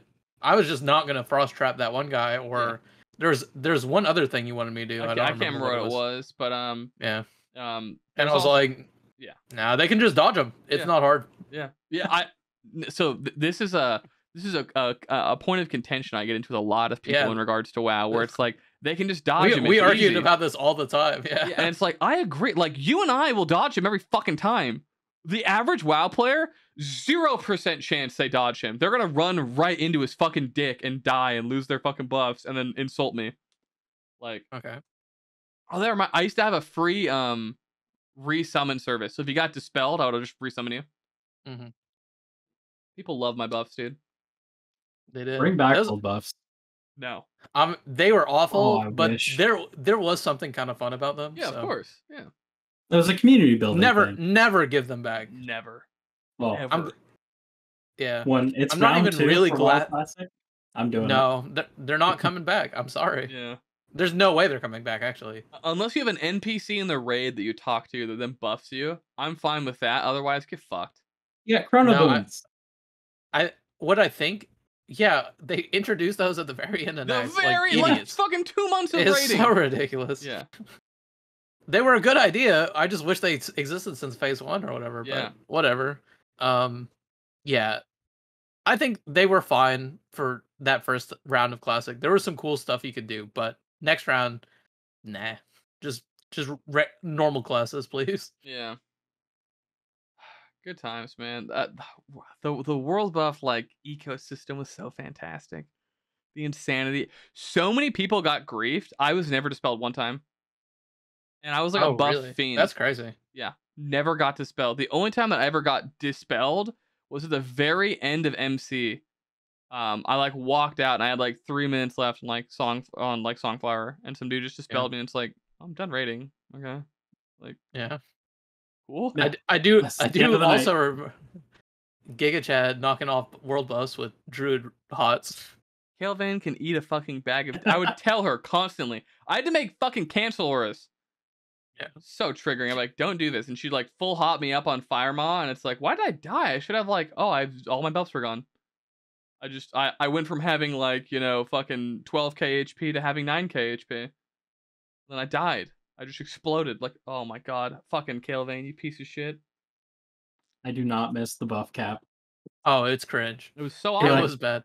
Like, and, no the renews, debuff cap. Yes. Yeah. We have to have conversations about like who's corrupting. Yeah. Like, we can't fit that debuff. Yeah, we don't have room for your stupid fucking debuff warlocks, you dumb fucks. Like, the warriors need to fucking have fun. Like, oh my god. So fucking terrible.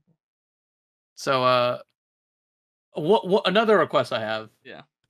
Besides maybe the part 2 is I need you pick whoever it is, but I need the same deep dive for the Singularity lore, because I don't know nothing about that guild, and that's most of the guild that's still in offline. So right? I think that Aethel is absolutely the guy. I don't know if his wife would let him come on the podcast. May is she's too protective. Well, I just think that May actually listens to this podcast. Yeah, and I think that if she had to hear her husband talk more, she might kill herself. So I'll have to ask her about that. Okay. But, sure. Run it by the missus. No, I think Spiv is the worst person to bring over for that. Wrong. No. Okay, well. Hey Spiv, I love you, but I this love guy Spiv, doesn't. but Spiv is not a good storyteller. No walking back. Right now. Aethel is the guy you want to talk to, though. Yeah, I don't know the Singularity people very well. I think they're all cool, really cool people from what I heard, but I do want to hear that story. And then you gotta give me the final verdict. Which was the better guild? Oh, the classic. In every possible Singularity way. Singularity wasn't even a guild, dude. It was fucking just so man, shit. I was Singularity trying to was like 10 people from 7 constantly by the end. Yeah. I was just trying to build them up, dude, and No, make it like a cool they're so a cool shit. They thing. were fucking a terrible guild, terrible leadership, other than Aethel. Just the Jesus, absolute dude, fucking come worst. on. They were so bad, dude. Like Listeners, jeez, this guy's listen. unhinged. Oh my god, dude. Like there is so much funny. There's a guy named Renobe that is in our guild now. He was Yeah. a night elf war. I think I talked to you about that. Where he was a dagger warrior. Dagger warrior. It was heroic strike queuing. I was and it's also like, a dagger warrior. Let's go, dude. yeah, just like Renobe, that's not heroic. That's just called casting heroic strike. You don't have enough time to unqueue it. Like, oh, that whole guild was so fun. He would like put on the fucking weapon from Shasra, not Shasra, Sulfuron, I think. The fucking Ember, the one that like transformed, the fucking shitty polearm. I can't remember the name of it. What? You, What are you saying? you don't know the polearm from MC? It was like a meme. It's like Vendor Strike or something. Oh yeah, Vendor Strike. Okay, yeah, I do know what you're talking about. He would just use that like on trash all the time, like even late into Nax while they were struggling to like make times, and their guild leader would freak the fuck out because he was a dickhead. He's a fucking idiot. Oh, okay. That's cool, I guess. And his guild leader would get so mad, but his guild leader didn't have like charisma or like an ability to like navigate social situations, so everyone would just like laugh at him, like, haha, idiot, it's stupid, you're mad. It's like, yeah, that's not. Or and their raid team wasn't a full raid team. They had like fucking maybe a 20-something member raid team, and like we would bring in like 10 of our 7 members in, and they would still have like 36 fucking people in their raid. And he'd be like, "Listen, if you keep fooling us up, we're gonna sit you for someone else." And I'm like, "Motherfucker, the raid isn't full. You can't sit anybody. Like, it's impossible. Even with Vendor Strike out, he's helping because like we don't have anyone to bring in here, dude." Good time. That's so funny. Yeah, I don't know any of the lore. I don't. Singularity became like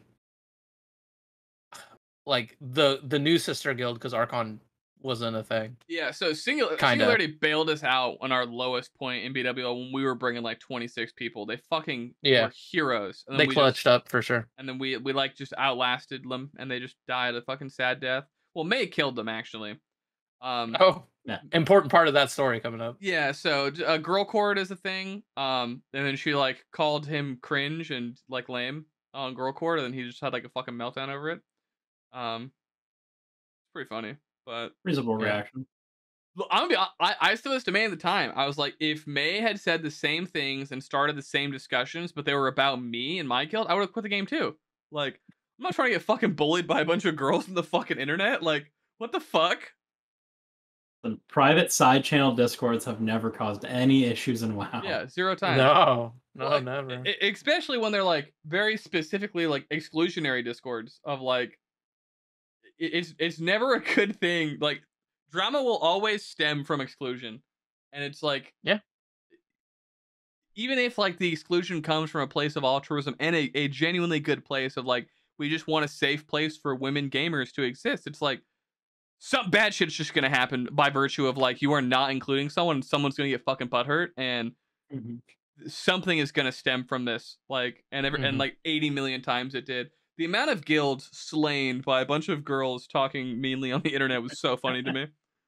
Like, it's like, oh, it was so fucking funny to me. Like, damn, dog, your ego really got shattered by like 4 girls on the internet being like, he's kind of bad at Warrior.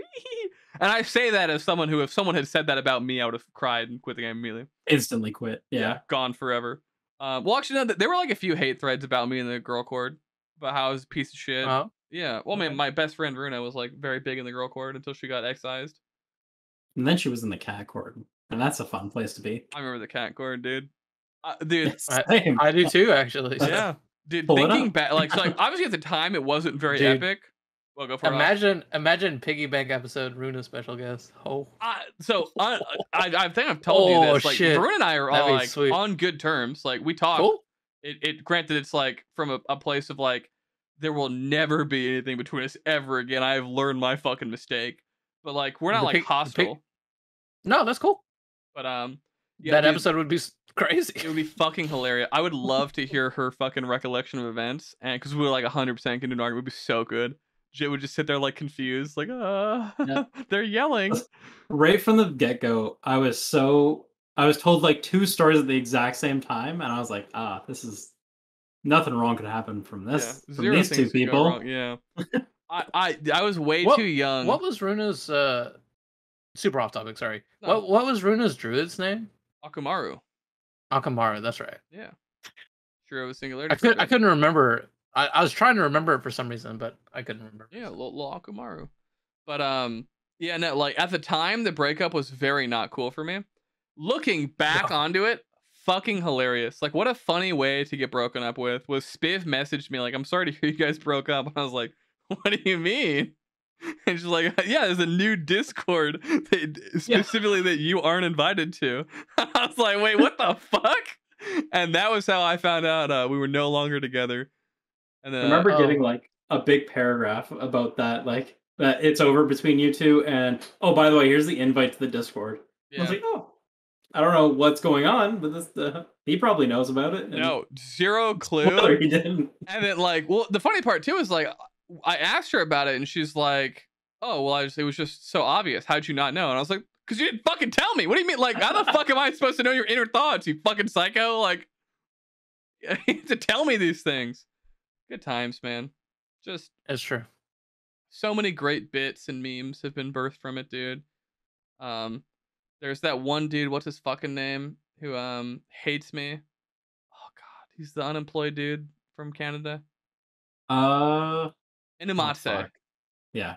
Bone Jangles. That guy fucking hates me so much. Yeah. He wishes for my death. Shout out to Manaclaw for just having zero social awareness. Oh my god, that was one of the most uncomfortable, cringe moments of all time. You were there for it, shit. We killed KT, and then like we're all celebrating as a guild, and then Manaclaw, just in comms, was like, "Yeah, fuck that bitch, Runa." Oh yeah. And it was just Yeah, like, yeah. what's wrong with you? Like, why would this be what you say? This was a terrible. Oh, it was so funny. Are you trying to tell me that Manaclaw has great people skills? I might be saying that he may have misread the room, and it may have been wildly uncomfortable for like 39 other people, if I had to ballpark a number. And we all just sort of tried to ignore it. It was definitely not the right. Yeah, I think it was you I was talking to about it, where you were like, yeah, like this person took our guild accomplishment and then just immediately made it about them. It's just like, Manaclaw, why?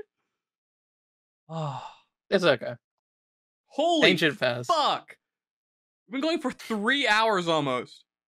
Yeah. Okay. I was wondering if you'd noticed that. Holy shit! Okay, we'll probably have Oste back on at some point where we explain the. I cannot believe I was just talking to May about like she wanted May's gonna longer be so happy. podcasts, and I was like, Yeah, no, everyone else is gonna just.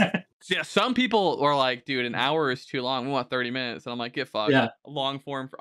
This is like 15 minutes. Wait. Perfect. What? Shan's like 15 minutes. Shan's is insane. potted? Shan's is a fucking mentally ill person who will never make it this far on the podcast, but I'll tell it to his fucking face the next time we're in goddamn cons to their fucking PvPing. Nice. Wanting a 15-minute long podcast is fucking insane, Shan's. You're mentally ill. It doesn't exist. I don't. He wants what? like a quarter of a topic hit, and that's it. Yeah, Okay. just That's actual weird, but- insanity. But that's the end. I- We'll see you all next week. I love you all. Bye.